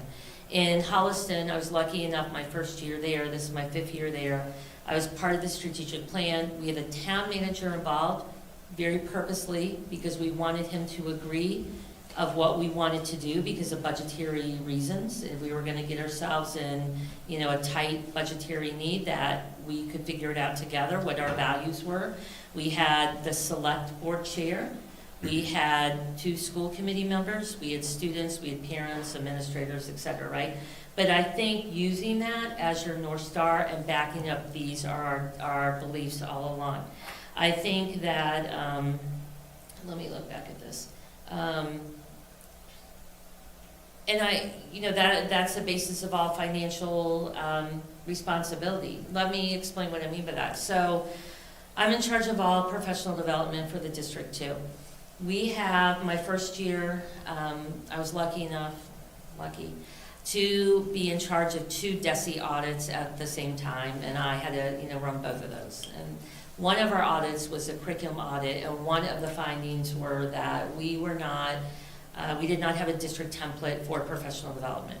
So I made a district professional development template, and we have for every session that we have, it lists the strategic initiative from our strategic plan. It also lists the, DESE has high quality PD standards, and we list the standards, what DESE has identified too, right? So that guides everything we do. So financially, it's the same thing. You know, I have to go back, it might not be written down, but I should have it right there. And as a superintendent, we are making this decision as a district, and this goes towards this part of the strategic plan, right? We are backing that up. So it's always your North Star, your compass, your guiding light. Jess, please. How do you plan to retain students who are looking for different or more advanced challenges? What can you offer to students to get them to stay?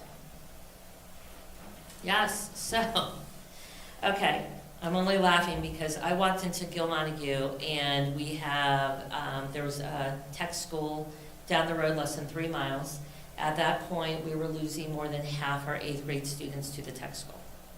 So I'm like, okay, I need to stop the bleed. How do I stop the bleed? So I'm like, well, I need to figure out, first of all, what's the issue? Why are they leaving? So I called families and students who left.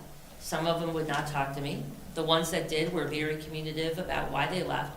They didn't feel like there was anything for them there. They didn't think the program of studies was strong enough. They didn't think that, you know, we were offering any job or career readiness type skills for them at all.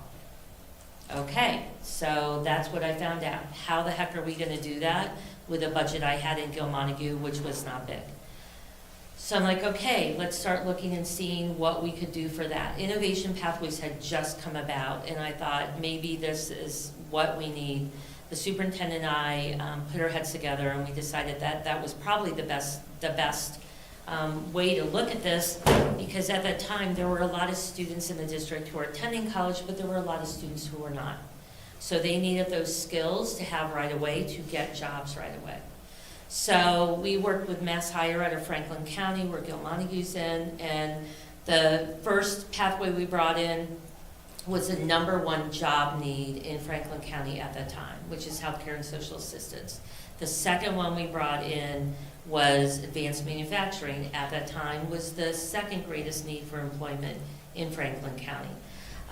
Gil Montague students, there are a lot that stay in that community, so that was really driving our need, that we knew that we needed to supply them with skills that they could take and remain in Franklin County.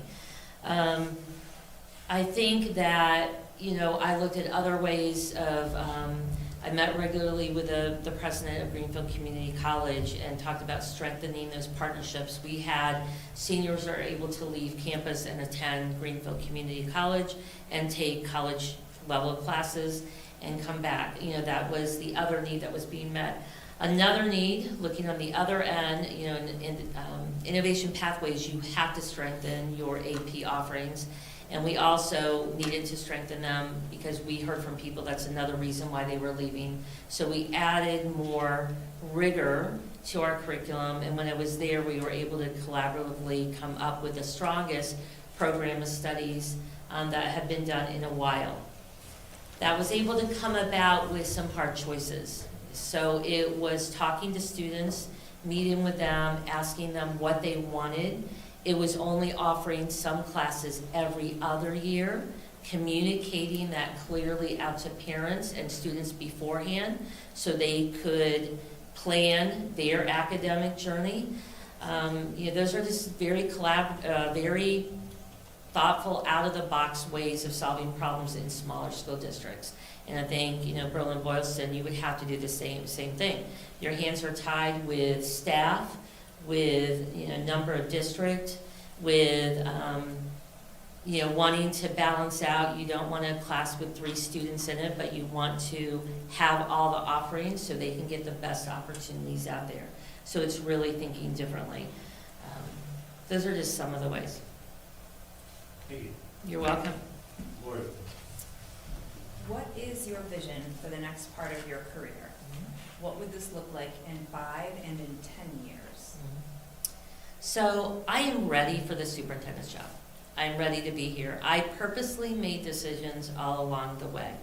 My pathway, you know, coming from the business world, I understand the experiences you need to have and the credibility you need to gain.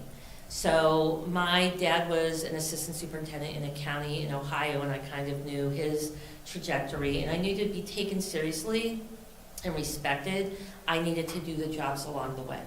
So I have taught for 11 years, and then I went on and I was a STEM curriculum coach, which is a whole different animal. It's a quasi-administrative person that did not evaluate, but I really had to build those relationships and work with teachers to build their skills and go in and coach them, right? And then from there I became elementary school principal. I realized that my weakness was literacy. I put myself in every opportunity that I could to be trained with our staff when it came to literacy, because I knew that was my weak point. I will always admit my weak points, but I will do something to overcome that, right? I will put myself in a position to learn. So I was a principal K through 6, and I knew that to be taken seriously as a superintendent and a leader, that I needed to also be a secondary principal. So then in Gil-Montague, it's an interesting district because it's 6 through 12. They share a lot of different, a lot of the same facilities, such as here, but they have two very distinct, very different needs, and I needed to honor that. So we had weekly student meetings with the high school and twice a week meetings with the middle school to build that community and that relationship. But I knew before I got into the role I am in, to be taken seriously, to work with teachers, to do curriculum reviews, to have some credibility, I needed to go through all of those levels, right? That brings a wealth of information to the table. Right now, I would love and be honored to get this position as superintendent in Berlin-Boylston, and I would like truly to end my career here. I'm closer to the end of my career than I am to the beginning. And I truly love smaller communities. I know I would fit in very well here. I would be honored to be here, but this is where I would like to end up and leave and end my career. You're welcome.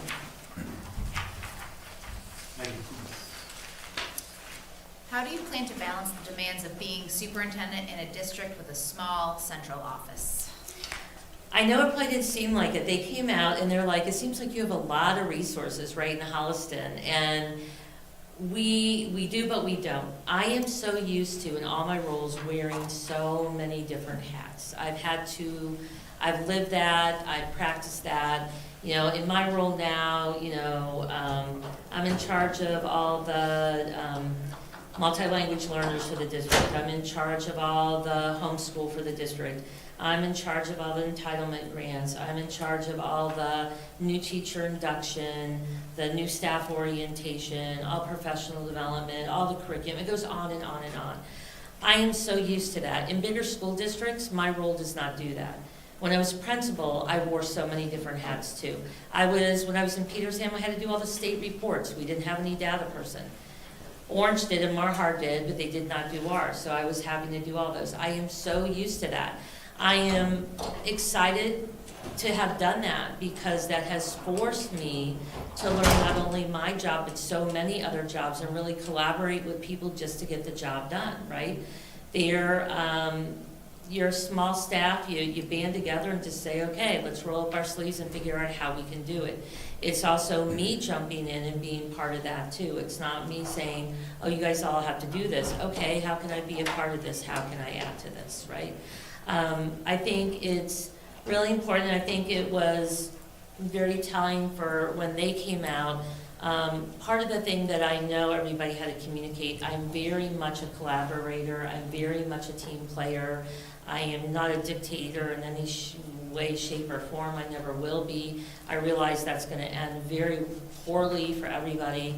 I'm very much about getting buy-in, getting people to move the needle, tapping into people's passions, empowering them, making them excited, and doing things that you would never believe you could do. Let me give you an example. So I'm lucky enough to have this curriculum staff. They have never run a lot of the curriculum reviews. I'm there for all the meetings I can be, but we work collaboratively together to come up with the agenda. They run the meetings. I let them showcase their talents when they come before school committee. You know, a part of a leader is building other leaders, right? And empowering them and tapping into their passions, tapping into their skill sets. You know, just like students, you know, you scaffold and you support them, but you push them to get out a little bit out of their comfort zone. And it's amazing what people can do together. But I'm very much used to having a small staff. I like that. I excel in that. That's one of the reasons why I applied here. That's, you know, this size district is my sweet spot for many reasons, and it's also one that I can truly get to know everybody and build relationships with the staff and students, right? That really excites me. I don't know if that's my sales coming back at me or what, but yeah. Thank you, Nick. Last but not least, why us? Why Berlin University? And I think I've said a lot of different reasons, but you know, a lot of things are that I truly believe where you guys are going. I am really excited about some of the places I know that you want to go are things that I excel in and have experienced, like college and career readiness, figuring out what the students need, what they need to get there, right? I know that curriculum is a big one. That's my jam. That's my sweet spot. You know, I'd love collaboratively to work with others in the district in figuring that out. It really is the size of the district and what your current needs are really matching what my expertise and experience has been in. So it's really kind of matching up very well. And it's, you know, a very kind community, and I want to be part of that. All right, thank you. You're welcome. Any final thoughts, any final comments you want to make to us? No, and you know, just take a look at, you know, I did make an entry plan for all of you. The basic tagline is listen, learn, and lead. You know, I would take some time really getting and interviewing people about what they feel the strengths, the weaknesses, the opportunities, and the threats are for Berlin-Boylston, and then how we can use the strategic plan along with an entry plan and kind of move the work forward. I just please remember what I can bring to the table, which I think a lot of other people can't. You know, the experience I have not only teaching, but have been a principal K through 12, along with my central administrative experience and my regional school district experience. So thank you. Excellent. Well, thank you very much for coming in. Thank you. Thank you. Thank you Thanks for very hosting much. us that day, and, excellent, thank you. Okay, you're welcome. We'll take another small recess. All right, we'll call it back to order. We have with us Dr. Brett Conway, doctor, right? Yeah. Perfect. From Tucket Regional, here to interview for our position. So we've been just going round robin with these questions. Everybody's going to ask you a question. I'll start off by asking you if you just want to give us any kind of opening statements. Go ahead. Sure. Well, thank you for having me. I was fully prepared to bring my New England with me, my Massachusetts with me yesterday, right? Could have showed up in shorts and an Ice Dunks cup or something to prove it, you know, hardy. But appreciate being here, and thank you for having me. And thank you to Superintendent Gannon, too, for his time he gave when I spent the time here about 2 weeks ago, and all the time he gave me to walk around. It was very informative and helpful, and very much appreciate his time. So I guess as an opening statement, you have my resume, you have all that information. I don't need to go through that, but I've been in education for over 25 years. 13 as a building administrator, and the last 8 in Pentucket as the assistant superintendent. And I can tell you that I do this work, and it's with the primary focus to improve student outcomes and opportunities. And that's why I do the work. I think it's why I started to do the work anyways, when I started to teach. I don't know that I really know and remember precisely, but I know over the last 15, 18 years, certainly as a building administrator, really feeling like that was my work, my goal, And I think I've been pretty successful at it in most cases. Certainly not all days, but in most cases, yes. You know, the work now, as much as I enjoy working with kids, and I actually spent this afternoon after school with the 4th grade Lego robotics team, hanging out with them for a bit. They have their first competition Saturday, and they needed a judge to prepare them, so did that this afternoon. I spend most of my days and time with a lot of adults, which is not what we think of when we think of educators, but that's really the work. And as superintendent, you know, hopefully you're superintendent, I know that is the work that you do. You work with adults a lot, but you're always thinking about the kids and the impact it has on kids. And that's really at the primary component of decisions you make and what's best for kids. And you know, that work that I've done and taking that mindset has, again, I think been pretty successful for me. I become a national speaker as well. I get invited to speak all across the country in different places. I actually get to speak in Boston next week at the Learning Forward Conference, which is a massive conference, and very happy to be there. But I've been from Alaska to Nebraska, Colorado, Utah, all basically on evidence-based instruction and leadership and the systems around that leadership. I've been the principal of a National Blue Ribbon Award-winning school, and I know Berlin-Boylston has a Blue Ribbon Award-winning school as well. Been able to help our school district earn AP honor roll and silver awards and access awards too, so not just performance, but also increasing students' opportunities. And I've also been acknowledged and awarded from the Essex County ADL for my work on supporting students in ending racism, bias, and hatred. And all of that, though, is, again, really focused on what we do for kids. And I get the very fortunate opportunity to work with some really phenomenal people. And that's what makes the work great, too, is that I work with adults who share that same vision and idea of where to go and what to do. We don't always agree all the time, and that's okay. That's where the work is, in working through that. But when we work with people who want to have the same outcomes and achievements for students, it makes it really a satisfying opportunity. So that's who I am in coming to you tonight, and I imagine there'll be lots more opportunities to talk a little bit more. All right, thank you. We're going to start with Beth has a question. Please share what, in your view, the needs of the district are, what has been fixed, what remains, and how your strengths suit you for leading the district through that.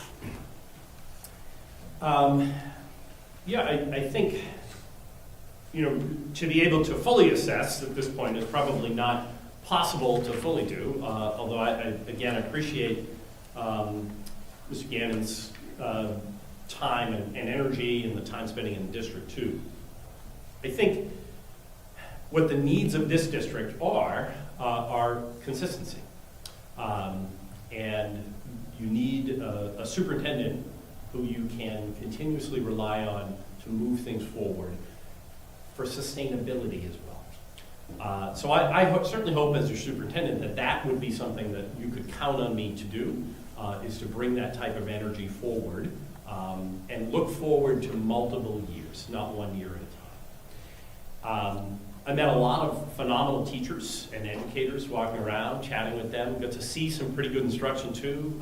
In fact, I think on our visit here, talked about something that I saw where we had seniors in an art class working with 6th graders on a combined project. They were working on archaeology, and the art students were working on a piece of artwork that had them itemizing things. And this was a multi-week planned out experience. It was great to see. So I know there's really good learning that goes on, and traditionally Berlin-Boylston's been a high-achieving school district.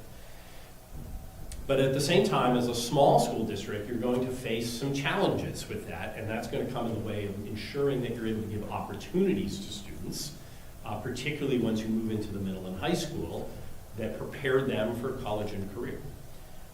So I'll start with the middle high school, and we'll work our way back towards the elementary school a little bit. I think the thing that I've certainly seen and heard about are being able to connect some of the learning opportunities here to college and career readiness. One thing that in Pentucket have been very fortunate to do over the last 3 years is we implemented 2 innovation pathways, career pathways.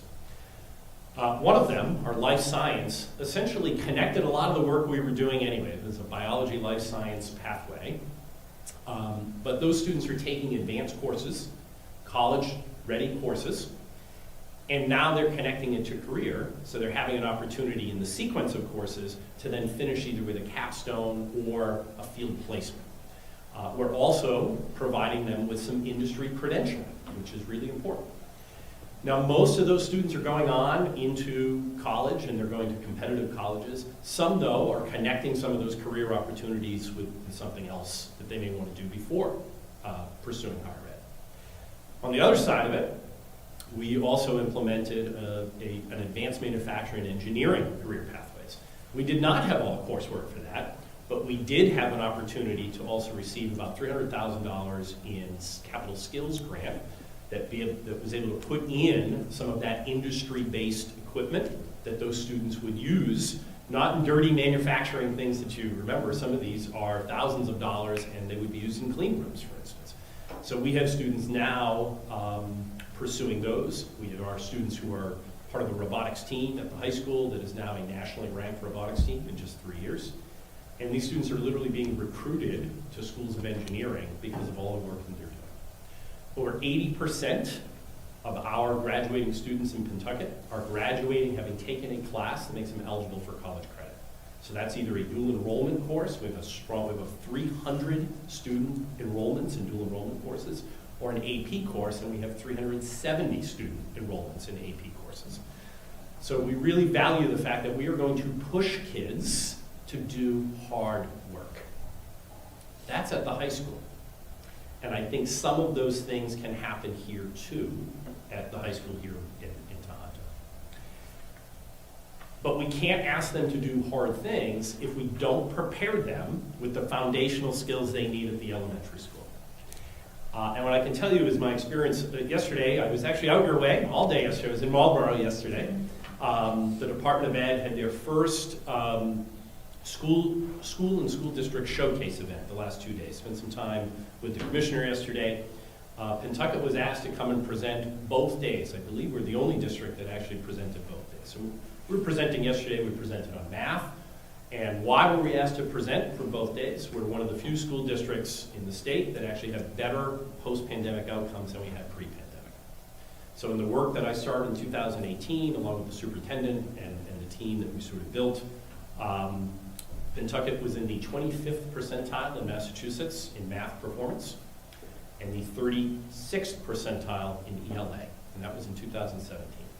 And we are now in the 68th percentile in math and the 68th percentile in ELA. That is focusing on strong foundational skills at our elementary schools, using evidence-based instruction, specifically around literacy, but also math. Things that are driven by what we know research tells us works. And I know in Berlin-Boylston, we've actually had a site visit a few years ago. We had the folks from Berlin come out and visit a little bit, and talking about that work and revisiting that. And I think you have a new literacy adoption cycle coming the following year, so there's opportunity to lead through that discussion and move forward with that. And I would say the only other thing that stood out to me that I know in listening to folks is that, well, you are a regional school district and you've been a regional high school. You are, in its infancy, an actual fully regionalized school district. And having spent time in Pentucket for 8 years, I've also worked in a city, I've worked in a town, I've done all of that. Having worked in the regional school district that has been a full regional school district since 1952. Actually had the chance when Ms. Chotman and Ms. Hart joined us, gave them the history of that land in 1952 as well.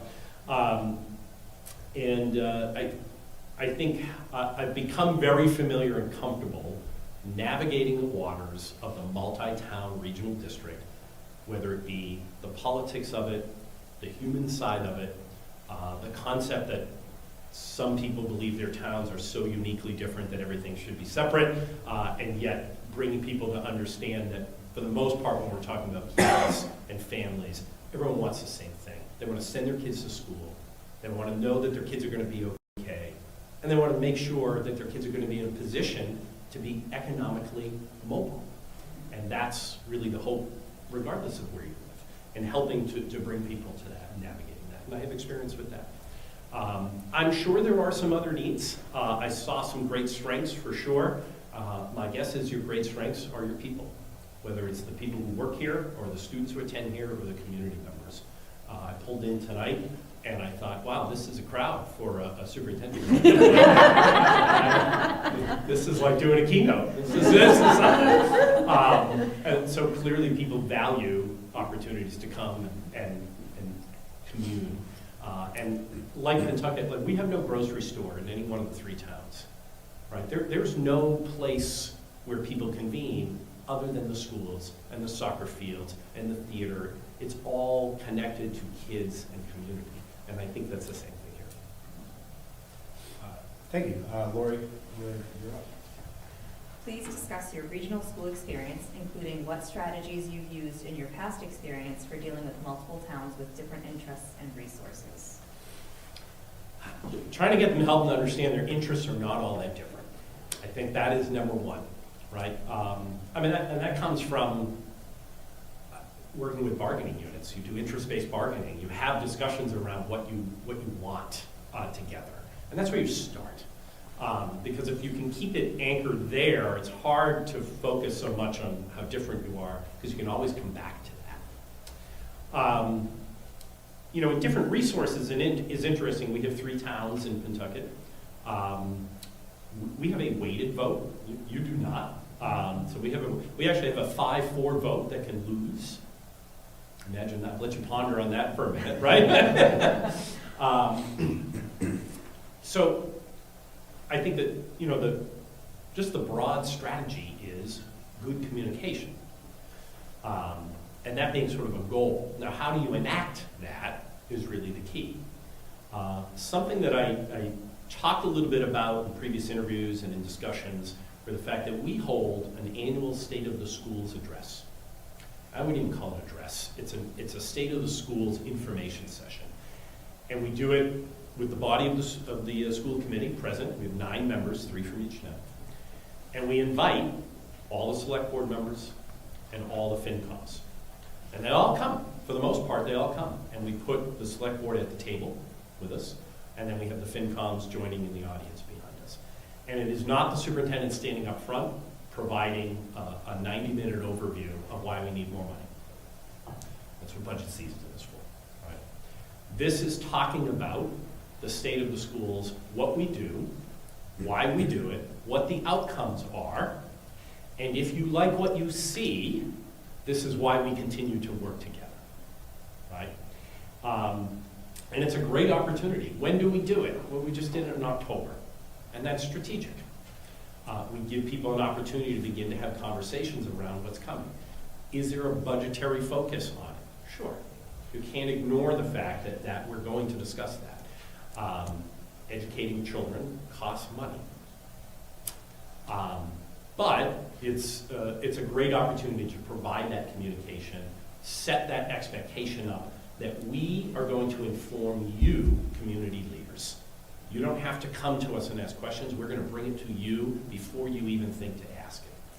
And a lot of it is just relationships. So beyond that formal presentation, we have one town manager, one town administrator, and one finance manager. They all have 3 different titles, 3 different levels of capacity to actually influence what happens in the town.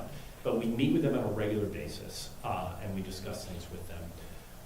We have our long-standing regional school district agreement that we will revisit from time to time. In particular, when it comes to facilities and the costs of how things have changed, what might shift from one place to the other. And the 3 towns that we have, they have very different funding mechanisms. One is very much at their levy capacity. One has so much room in their levy capacity, they could probably fulfill all of our deficits on any given day, but they're not permitted to. And the third has more capacity, just is unwilling. So navigating the waters of those 3 towns is very interesting. We work with their department heads, with 3 police chiefs, fire chiefs that we work with routinely, and that actually has been a strong effort to bring all of them together around school safety protocols and everything.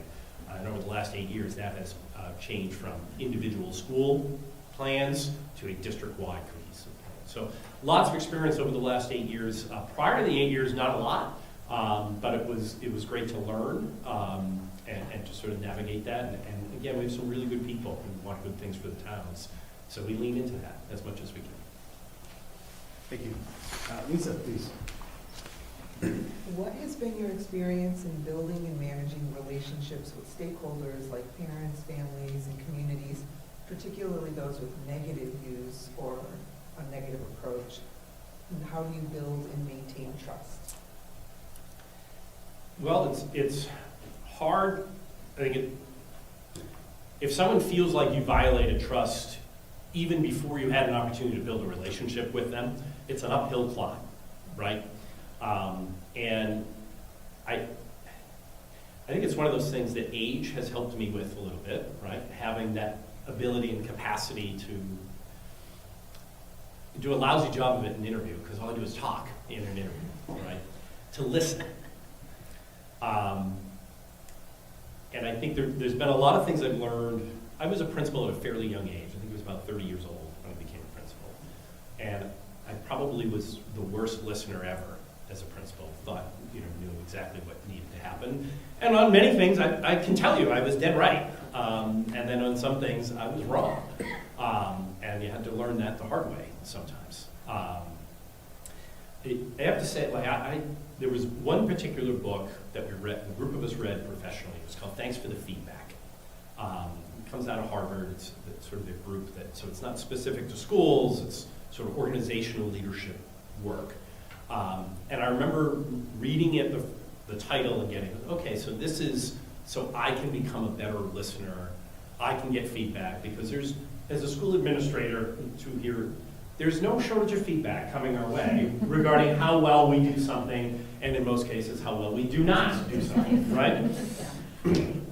So you do certainly have to have the ability to hear it. You also have to have the ability to listen to what the real issue is, because when someone comes to you, by the time it gets to a superintendent, it has gone dramatically wrong on multiple levels.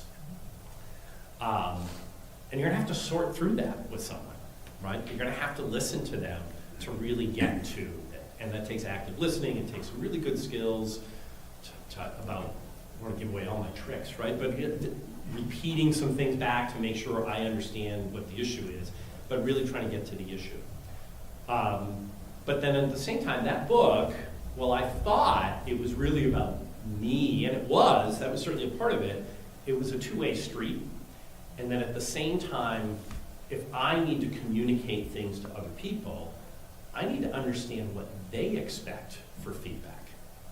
Because if they're expecting something different than what I'm going to give, even if I'm right, it's not going to work. It's not going to go well. And I found that incredibly important in professional relationships, maybe less so with parents and adults in the community, but definitely in professional relationships. I found that to be very, very valuable. And how do you learn what someone else wants from that relationship? You have to ask, you have to listen, you have to pay attention. So I think that sort of from a strategy perspective, trying to do that well and listening. And we have a lot of conflict that occurs. And some of it is being present. We have an event here tonight. What a great opportunity to come out and chat with folks, right? People, they hear you, they see you, and all of a sudden, I've been meaning to tell you. And they would never tell you had they not seen you. They wouldn't have emailed you, they wouldn't have called, they wouldn't have done that. But giving them an opportunity to just sort of see you in a less formal setting, in a casual setting, to be able to have those conversations. Sometimes you can really sort of get ahead of things before they steamroll ahead of you. Just making yourself there. Thanks. Becky, please. Please give an example of how you've used networks and relationships to advocate to solve problems in your current district.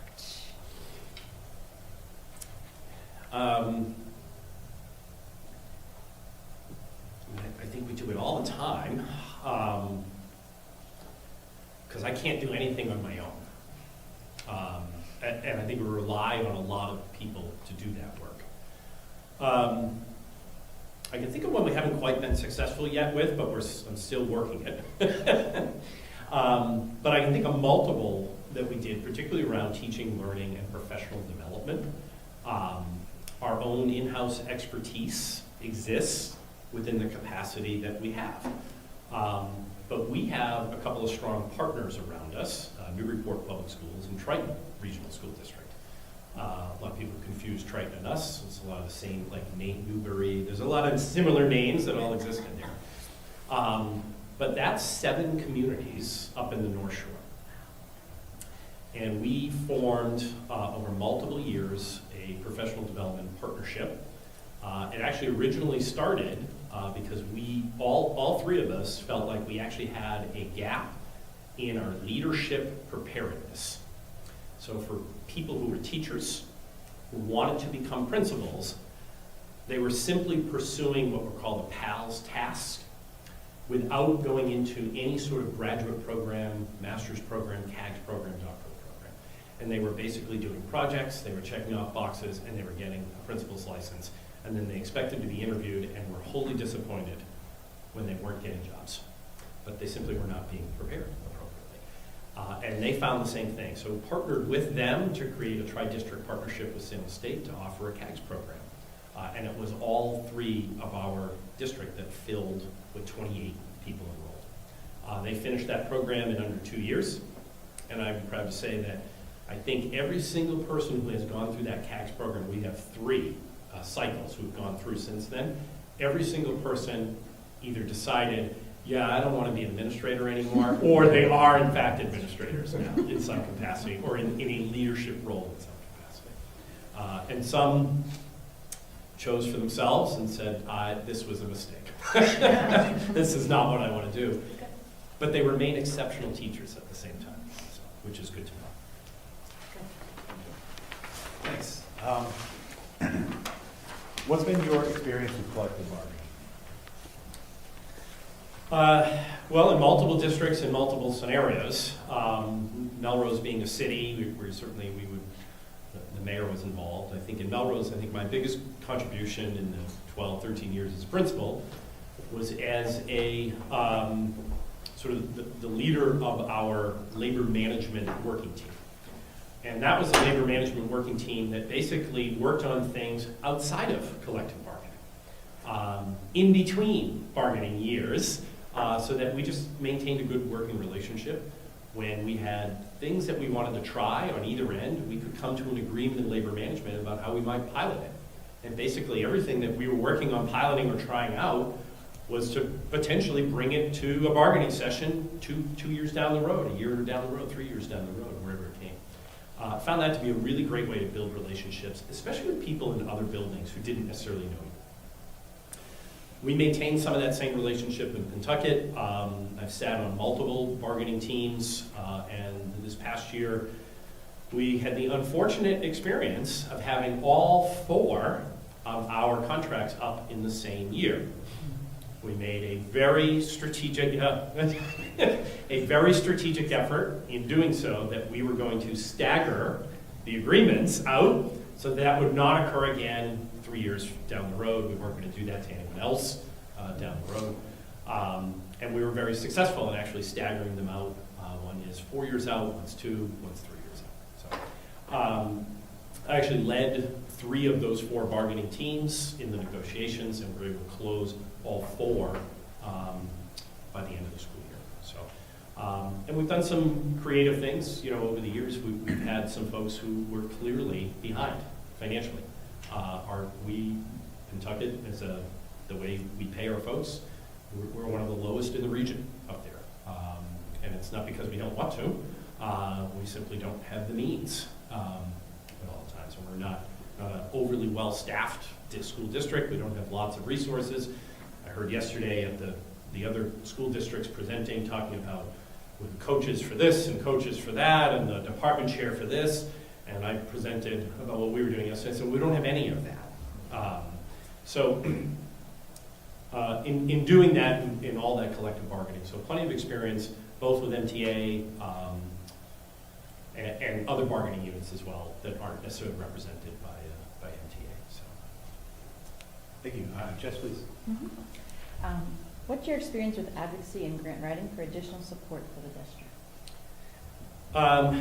Pretty extensive. I manage pretty much all the grants in Pentucket except those that are managed under special education. And even then contribute to that work as well. So when we're talking about grants, we're generally talking about maybe 3 different types of grants. One being our entitlement grants that we get. So here's the amount of money you're getting. Please complete the grant based on the requirements and outlines that are expected to you before the federal government comes and chases you. So I've done pretty well with that. I was the manager of Title I grants in Melrose as well, as a principal, as an elementary principal. So beyond that, I'm actually part of a collaborative Title III grant. We do not have a lot of EL students in our district. I can't imagine when we would have enough to qualify for Title III funding. So we actually take part in a 3-district Title III grant. And it's actually managed by our Crest Collaborative. So it's us, Newburyport, and Crest Collaborative who participate in this. It's wonderful because economy of scale, we get more resources out of that Title III grant based on the low number of kids than we would, so we're able to do a lot of tremendous things with that. And then outside of that, a lot of that Pathways work that we did, both from a skills capital perspective, putting industrial grade equipment into our new robotics and engineering was done that way. It's also done through a lot of sponsorship. We actually have over $150,000 in corporate and industry sponsorship that helps our robotics team participate.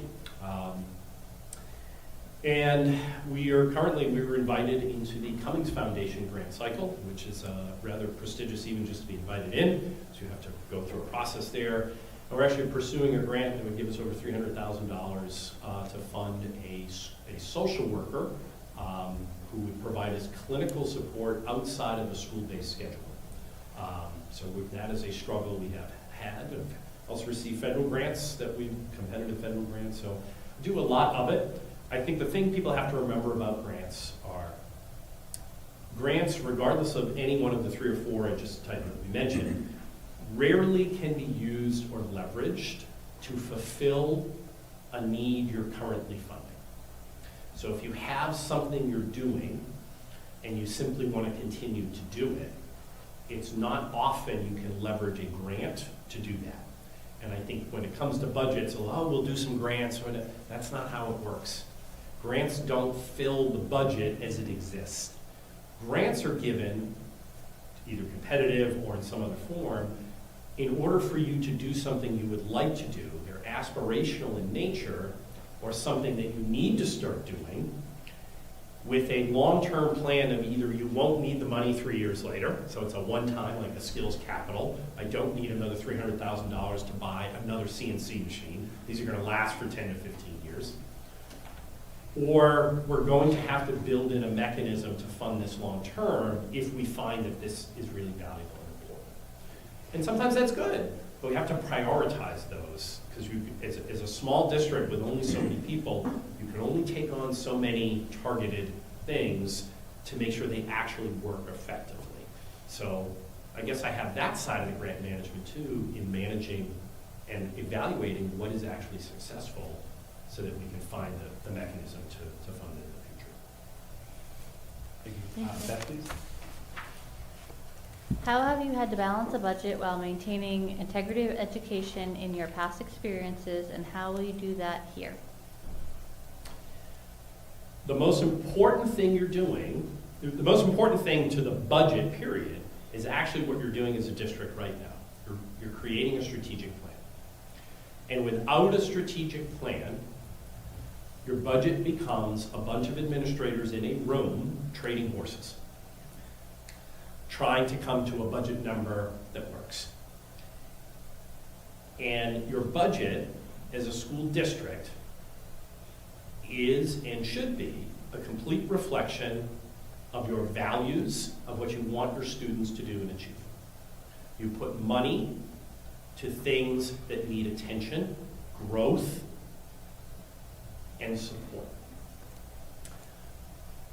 Now that is a aspirational statement to make, because when you have to cut $1 million from a budget, clearly there are things that should be supported, require money and require attention, that may not be able to.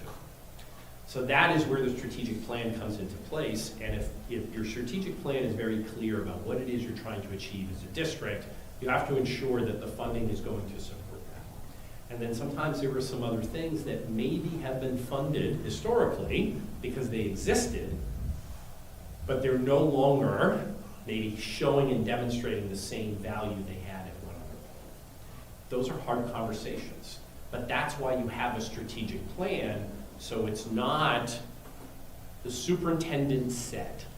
It's like, no, the strategic plan, which was developed with feedback and input from dozens of people from across all the school communities and outside the school, is what is helping to dictate these choices. And yet still choices might need to be made, and we need to have those hard conversations. And we talk about equity in terms of a budget. It does not mean that every school and every grade level gets the same exact thing, because some places might need a little more in certain for certain reasons and for certain purposes. And hopefully that can be linked back to the strategic plan as well. Thanks. So how do you imagine creating partnerships with other educational entities to create additional pathways for students, and what's been your experience with this work? So I've certainly talked a lot about this. Is it permissible for me to give you something? Is that permitted? Great. Want me to pass it out? You can talk while I do Sure. that? I'm going to keep one, so I have it in front. So, before I speak, I'll let you have it all in front of you.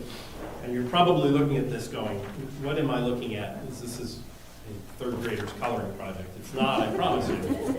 The dilemma in this is knowing that this is the only PDF map of Massachusetts with the town and city names I can find. And I have looked, I think for a decade, and I've never found one. So I'm limited in my, my digital resources to be able to do this. What you're looking at is a heat map that I created around central Massachusetts, for the most part, around CVTE programs, and particularly Boylston. I know Berlin maintains a relationship with Assabet for their students, but Boylston does not have one. The color coding is not perfect. However, you can clearly see the regions that are serviced by the various vocational schools. The red is what stands out. Those are comprehensive schools. So Leominster, for instance, runs their own. Worcester has their own individual high school, for instance. And yet, Boylston and the towns around it sit as an island missing opportunity for students. Please know that career innovation pathways, though, are not replacing a full CVTE experience. They might and will provide some opportunities for industry credentialing. Rarely is an opportunity, though, where a student could leave here and go into a complete career. But it does put them on a track or a path to be able to pursue that. For many students, it's still going to be college. And all you have to do is look at the most recent data that just came out last week, that Massachusetts alone, students with a college degree make on average $30,000 more annually than someone without a college degree. So college is still critically important. But part of this work is making sure we understand that college itself is not the destination. And I think a lot of families and parents view it as, my child got into blank college and they're celebrating that. When in reality, and it should be celebrated, the reality is what college your child chooses to go to should very much be correlated with what they want to do in life. Now, not every 18-year-old, and I gather probably not all of you, are doing in life what you thought you'd do at 18, right? And there certainly should be room for that. However, if you want to be an English teacher, there are colleges that are more suited to that than others, and that should be part of the discussion. If you want to be an engineer or do something in that field, there are colleges that are more suited to that. Part of our job as a school district is to help kids understand that, not solely through guidance counselor lessons and discussions, but through hands-on opportunities for them to learn about what they're doing in school and what opportunities it presents. So I've built these opportunities and connections in Pentucket. We built them with industry. We have some wonderful partners in industry up in the North Shore. We have a great partnership with Northern Essex as well. We have a partnership with Southern New Hampshire University. We do a lot of dual enrollment courses with them. We actually have some dual enrollments with Merrimack College as well. So dual enrollments play a great role in this as well, so we have to build those here. I imagine Worcester is just a college-rich town with lots of opportunities, and I know those exist. So, and just even driving through these communities, not in the snowstorm, but there are industry-connected businesses that exist here in town as well. And building those partnerships, and part of that is strong partnerships with those in town. How do we get to chat and connect with them? So I've loved that part of the work in the last 3-4 years, is actually going to those work sites and seeing things that they do. Everything we use, someone makes, right? And it's really, it's great to see it happening. There's not a washer on, there's probably a washer on almost every wheel well in the cars you drive that's made in Newburyport, Massachusetts, in a small company there. And we have students who actually work there. So. Excellent. Thank you. Thank you for the picture, too. Oh, that's interesting. It's eye-opening. Yeah. It was for me too. I'm sorry. I'm like, To really wow, see that it tells like a that story. is really That tells a super story. interesting. Yeah. Also very relevant to what we've Yes, been discussing. for sure. Beth, you're up, please. Regarding special education and best serving all students, how do you balance fiscal responsibility while also ensuring students have the best services? You know, I've as an assistant principal, I also served as a special education team chair. And I think those 2 years were probably my hardest years of work and employment in my life. They really were. It was so eye-opening. And I can remember the first month of that job and learning how to manage the special ed process for families, and thinking to myself every day going home, and that there's that sponge saturation feeling, right? That if you put one more little drop of water on that sponge, all the water spills right out, right? That's what it felt like in the first month or two of that. And special education has become, that was it's over 20 years ago. And special education has become far more complex since then, both from a regulatory standpoint, from a service standpoint, from a support standpoint. And yet our students, I think even to step back for a minute, one of the things that sort of drew me, number one, in an opportunity to come here to Berlin-Boylston, but then also after spending time here, is that I think what you're looking for as a superintendent is someone who can actually be involved and lead the educational decisions of the district.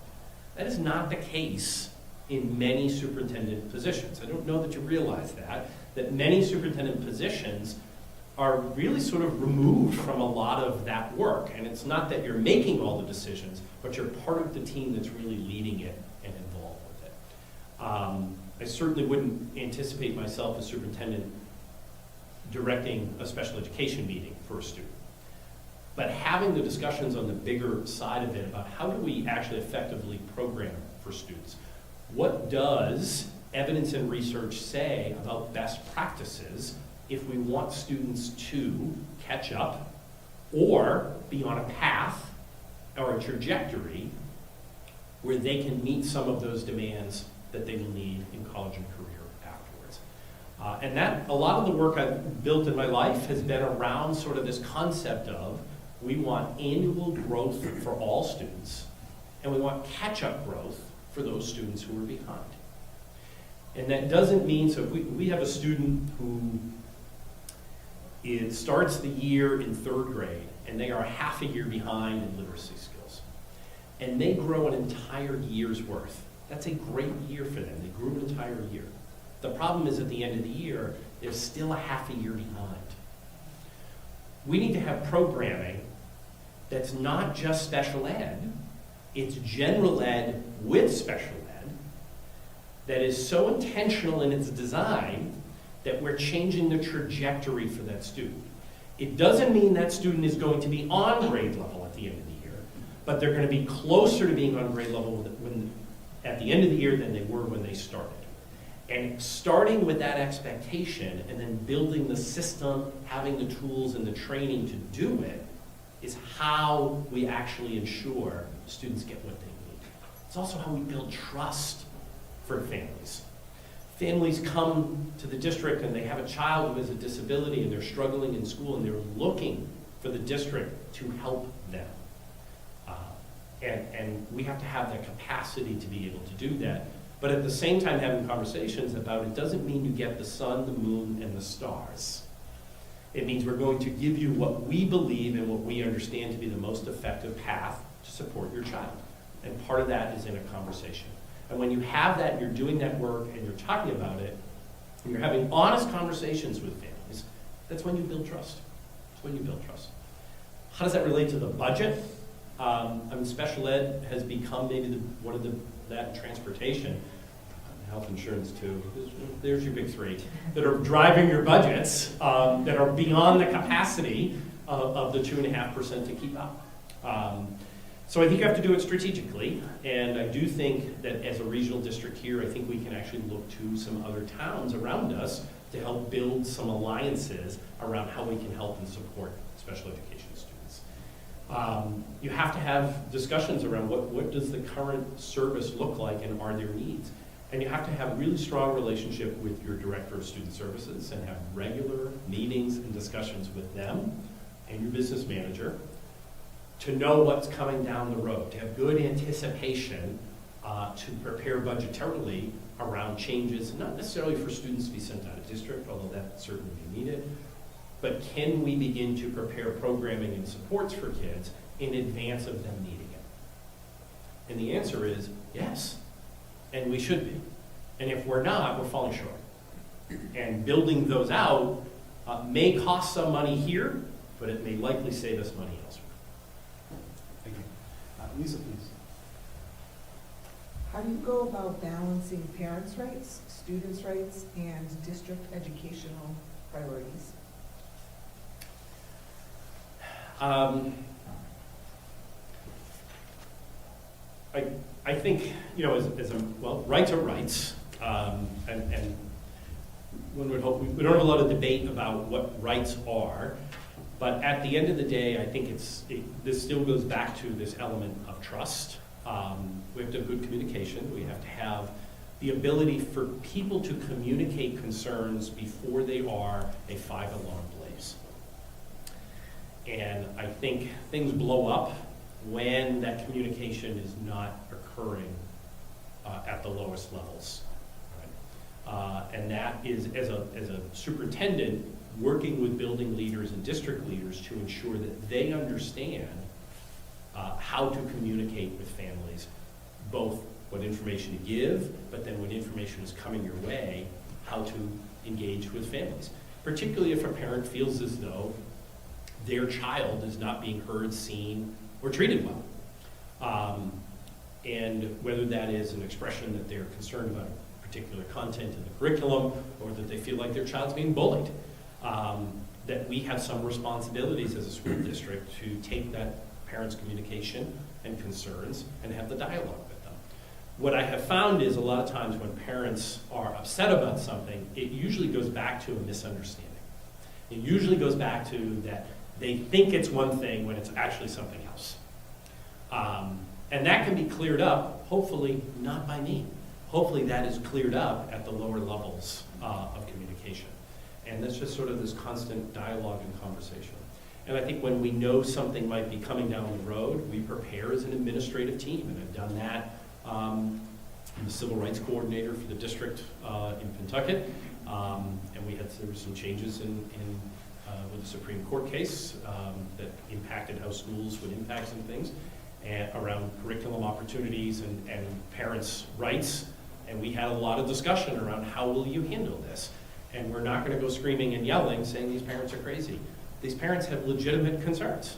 You need to accept them as legitimate concerns and engage in a dialogue. It's when you dismiss them, that's when you create the problem. And it's not dismissing parents who have concerns and saying, we're the experts, trust us. As much as you want them to trust us, you have to build that trust with them. And everyone's capacity to trust another adult is going to be different. It's going to be based on your own experiences. And I think that's how I certainly try to do it as a leader. Have I been able to successfully do that at every turn? Probably not.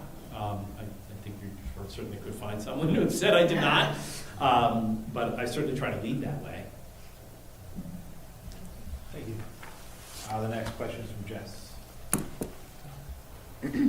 How do you plan to retain students who are looking for different or more advanced challenges?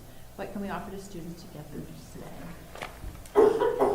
Well, I think that we talked a little bit about that. I actually think the fact that you have a middle high school here too provides a great opportunity for that. It's one thing we were talking around, we really didn't discuss how students potentially can place vertically in different content areas. I actually did that as a middle school principal. We shared campus in Melrose with the high school, and we started to change the way we did math. And we had many middle school students taking high school math courses. We changed the way we did global languages to a leveled section versus grades, for instance. And we had students who could move in and out. They could move up levels, for instance. So some of it was readiness, knowing what was an actual good decision versus a parental request based on social factors, right? The other opportunities, those career pathways, oftentimes we're thinking of those innovation career pathways from a career vocational perspective.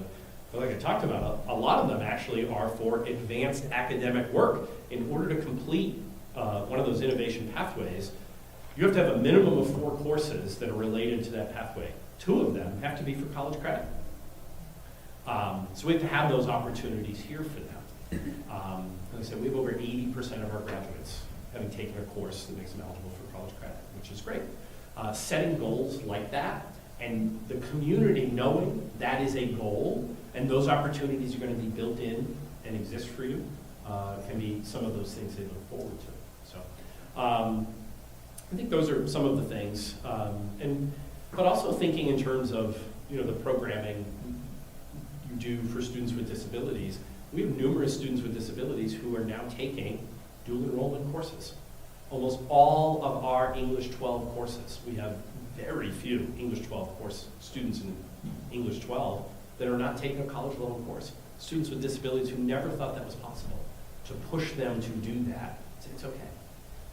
We're running multiple different levels of psychology. Why don't we just all run Psych AP? Oh, well, that's too hard for us. Like, no, it's not. Do it. So not only did we advance opportunities, we also improved their outcomes. So the scores are going up at the same time. So it's just sort of proof that it works. We can do that. Thank you. Lori, please. What is your vision for the next part of your career? What would this look like in 5 years and in 10 years? So in 10 years, you can all come and visit me down in, West Palm, something like that, right? Especially when it's snowing, you can come down, Yeah.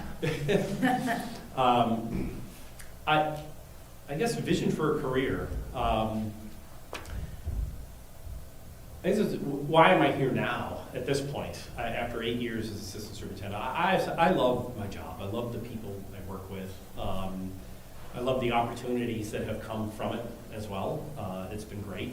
And actually, I will leave here and I will go to Chatham for a conference, a case conference that I missed tonight, but I wasn't going to miss this for you. And I have three of my team members, a principal and our literacy coordinators are there. I just love spending time with them and my other colleagues. text messages on the drive in, where are you? We don't see you yet. I'm coming, I'll be there later. So I love that part of the work that we do. I think Al can tell you, superintendency's maybe one of the loneliest positions that exists. So you build a pretty good network of folks around. For me, coming out this way, I know a few folks out here who are superintendents, administrators, but I don't know as many as I know in the Merrimack Valley and the North Shore. So I think that'll take me a little bit of effort to connect out here in Worcester County. So, but I guess at this point in my career, I am looking for a superintendency. I'm looking for one that's a good fit for me, one that allows me to continue to keep the hands in the work that I really like to do. Again, I think I said this earlier, there are superintendency positions where the superintendent really is not involved in curriculum teaching and learning, except maybe at the highest level of discussions. And I think the allure of this is that would not be this case here.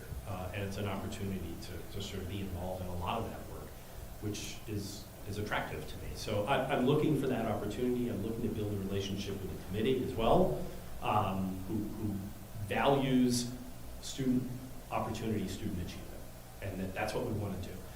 And by saying that, I want to make sure I'm not dismissing student well-being and staff well-being either.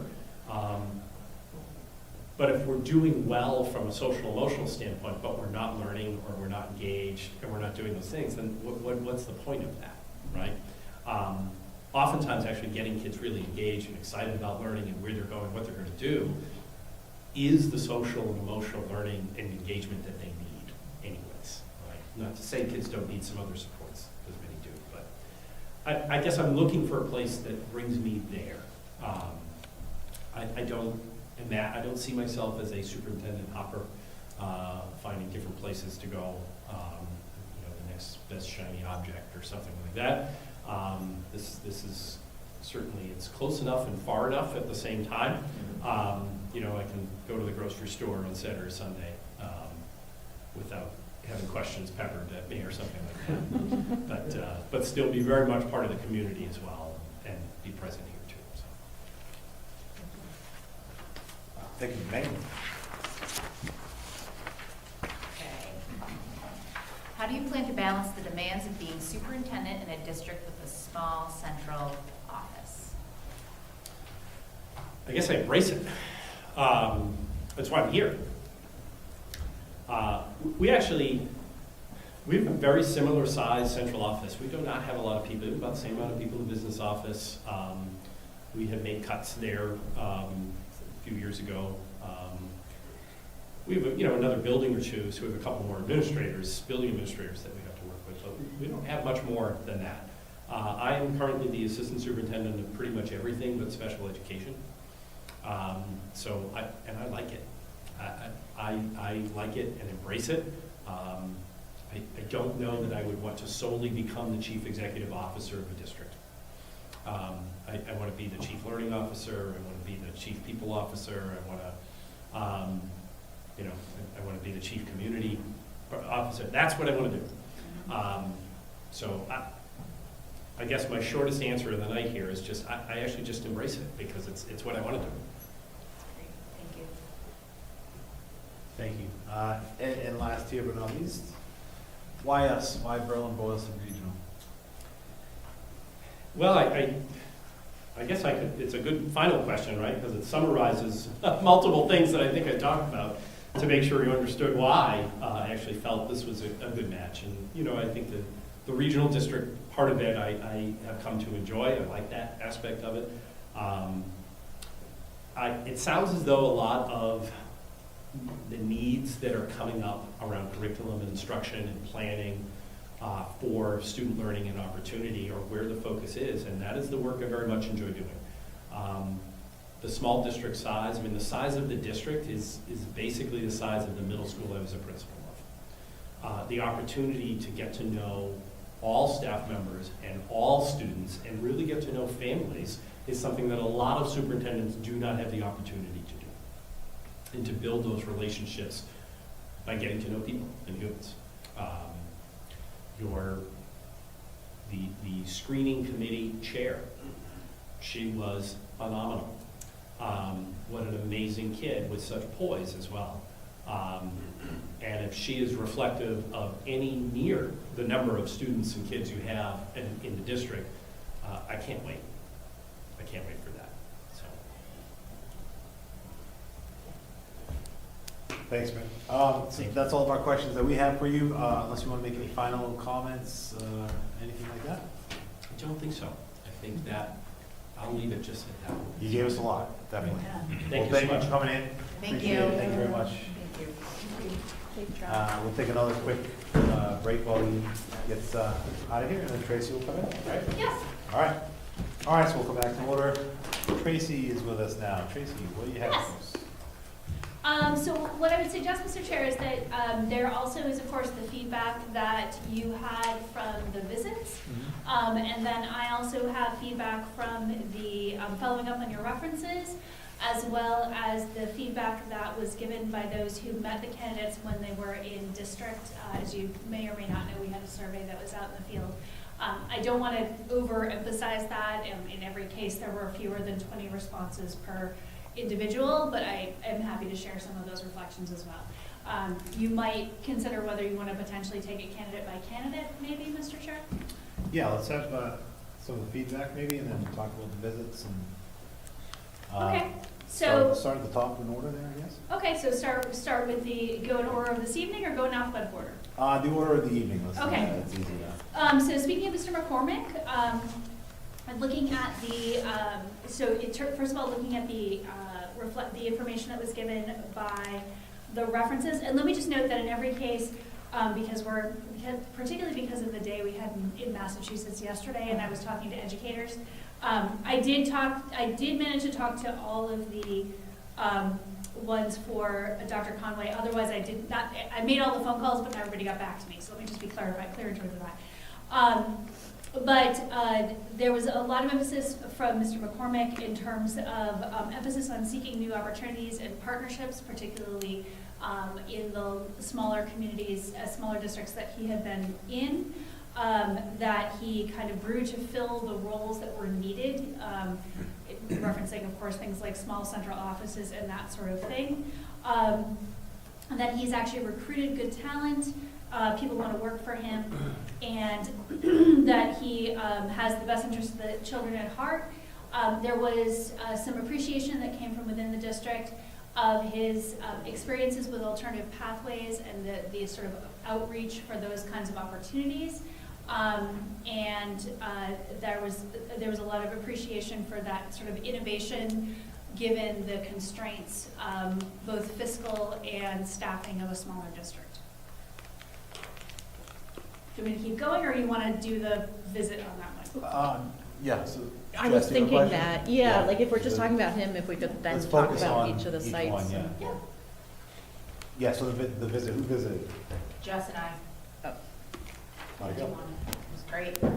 Yeah, I took some notes after, if that's okay. Yeah. So the setup was a little bit different than what I saw from Joanne Menard. So we chatted with him first in the office, which was added on to the elementary school, and the high school is right walking 2 minutes away. So we talked with him, and then we talked with a group walked around the school, talked to a group of teachers there from the elementary school, which was a good assortment of different staff. And then we went over to the middle high school and walked around, and then talked to a group of students, and then we talked with a really good representation of staff as well, and then we toured half before and half after of the middle high school. What did you take away from the visit though? Like what? So yeah, you walked around and talked to a bunch of people, but like, what's the feeling that you got from them? So I mean, the groups were all saying he is incredible. He knows people by name, students, teachers. He knows personal information and really goes out of the way to make people feel like they belong. He's created the entire budget himself. He doesn't have a finance director, and he is everyone basically. They cut $1 million from his budget last year and still maintain the integrity of the program. The staff, the students were all really sad that he was leaving, but really wanted the best for him. 2 prior superintendents followed him to the district for less pay and a further commute, which I think speaks volumes. He knew the students' names as they were walking through the building. He was really good at advocating and grant writing for new programs to create a lot from nothing with their budget. Created pathways for the students, which he showed us, and working hard to create a safe space for all students, especially special education. Yeah, it was pretty much, she hit all the points, he was beloved. I think we met with his admin team as well as, I think we had a fourth group, we had the high school teachers too, I think, yeah. But I felt like he represented himself exactly how he represented himself in the district in the interview today. So it wasn't like meeting with a separate person and hearing something totally different. It was very consistent with what his staff and the students said. And just to echo what Jess said, like we walked through elementary school, he knew the paras, he knew the kids, he knew, you know, he was very, very involved, very like roll up your sleeves and get involved. And, you know, another thing, just to echo what she said, he does the budget himself, which I was flabbergasted by that. So, very impressive. We found ourselves apologizing at the end of each of the groups. We're like, oh, well, thank you and sorry. Yeah. Any other feedback, Tracy? From No, business here? that's everything that I had on Mr. McCormick. Okay, let's hear about Joni. So in terms of Dr. Menard, one thing that was continually emphasized is sort of the scope of her level of experience because of the extensive sort of number of different things that she's done in K through 12, in various administrative roles. A lot of discussion around her strength in terms of curriculum and curriculum development, aligning resources, that she also citing the experience that she has in terms of industry.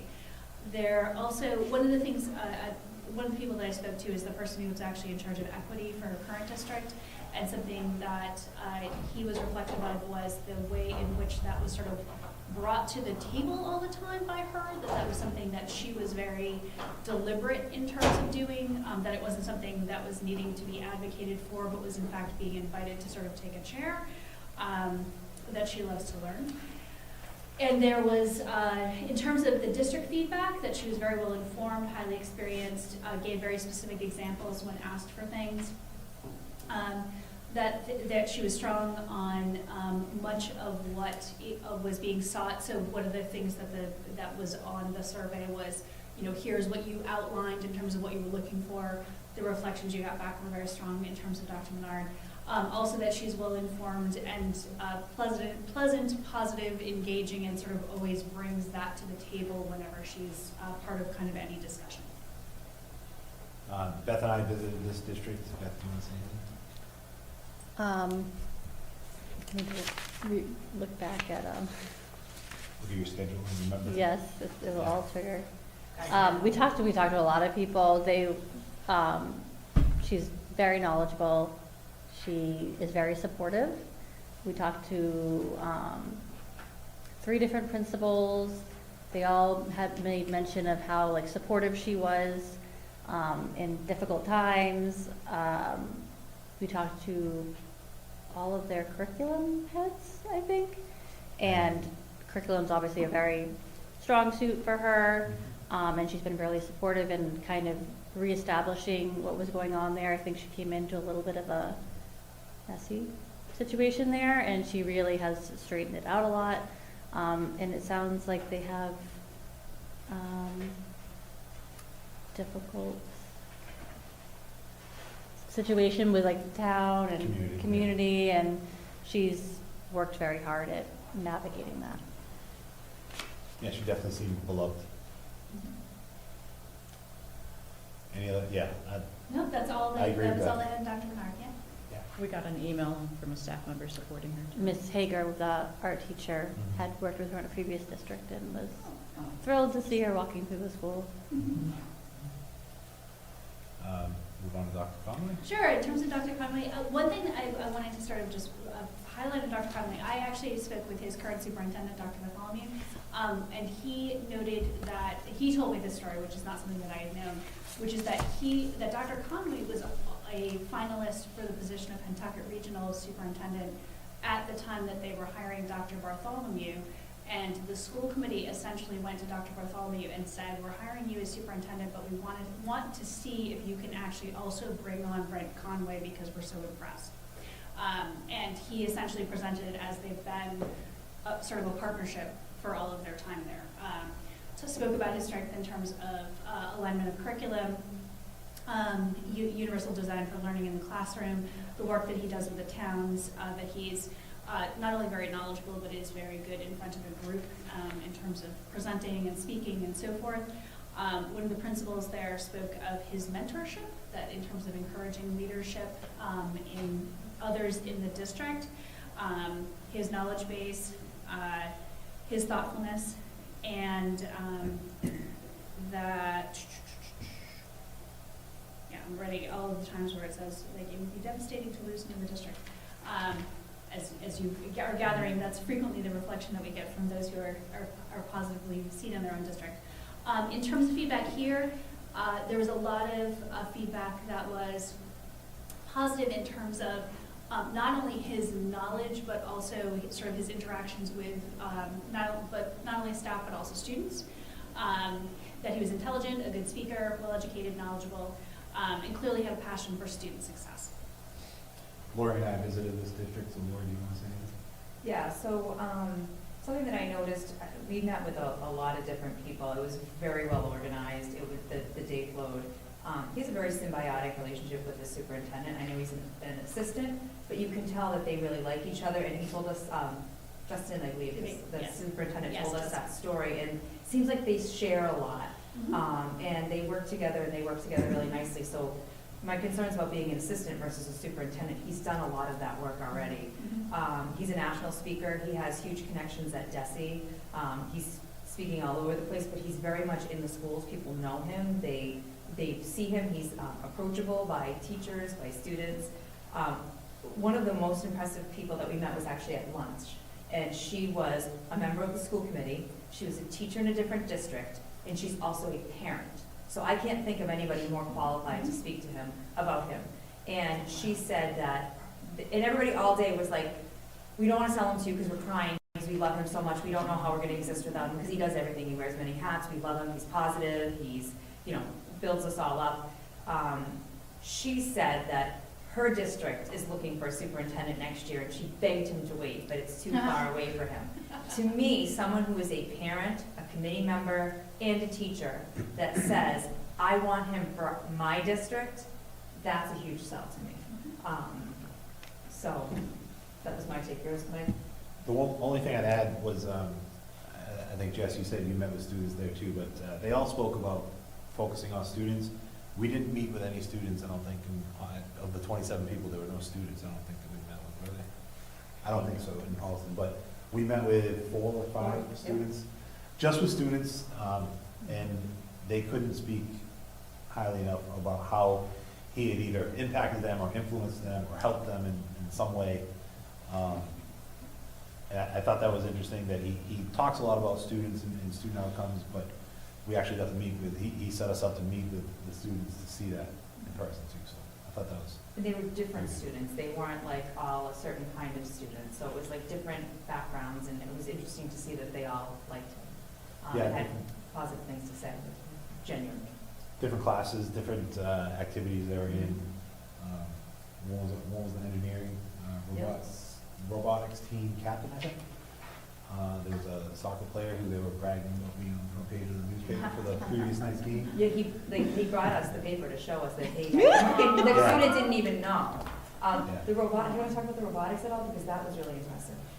Yeah, if you've ever seen like on TV, like BattleBox or anything, those shows, it was like a lab like that. They have a traveling team. They have the grants that he talked about, securing, bought them these traveling cases, like you would see at a concert or something, like the big black and silver metal cases with all their tools and all of their equipment and everything that they travel around with them. So that was pretty impressive. It's only 3 years old, and they're nationally known. Like they had the 3D printers going. He was showing us, and it was so impressive, but over my head at the same time. We got to tour the space for the pathways too. Yeah. Tim McCormick's space.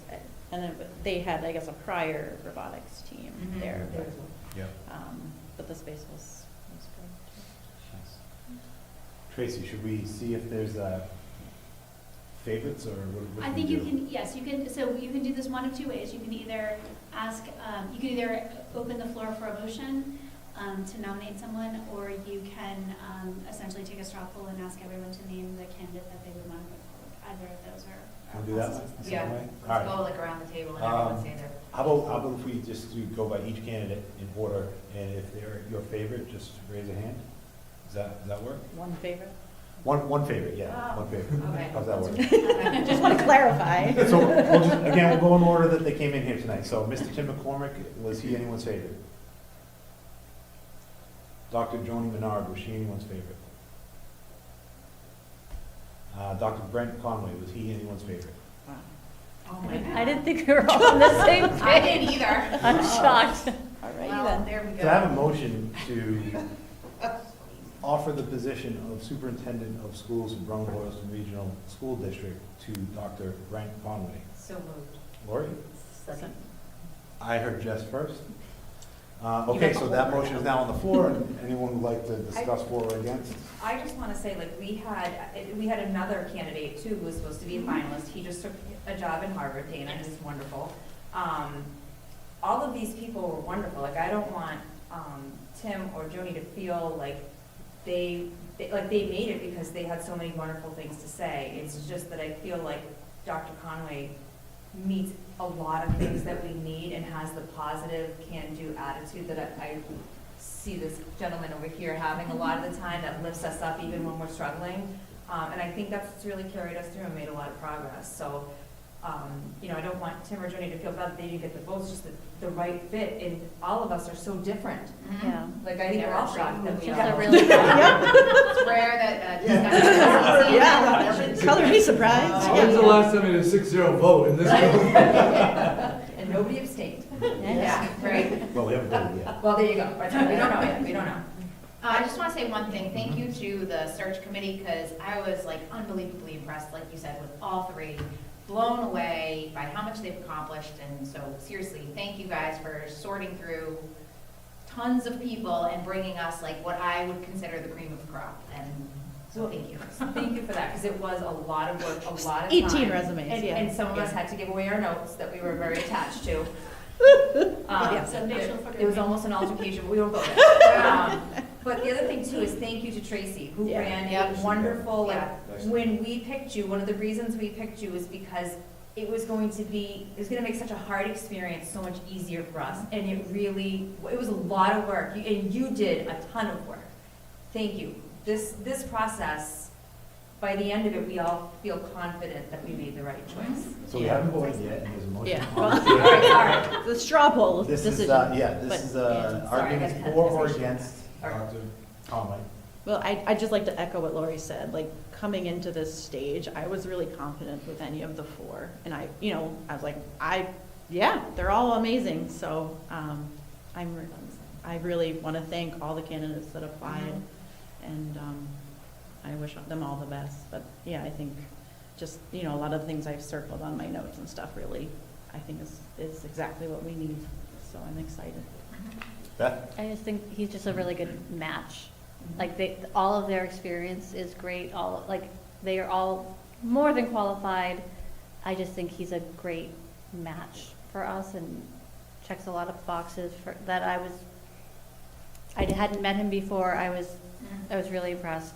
He hit a lot of notes or things that I had talked about with just like over Thanksgiving get-togethers that like parents had talked about. When he talked about like the vertical alignment of like the middle school and the high school and like why can't they take the high school classes, like that just came up with friends last week. And so it hit a lot of notes for me. This yes, this is huge. He gets it. I think he's a great match. Lori, you spoke, Lisa.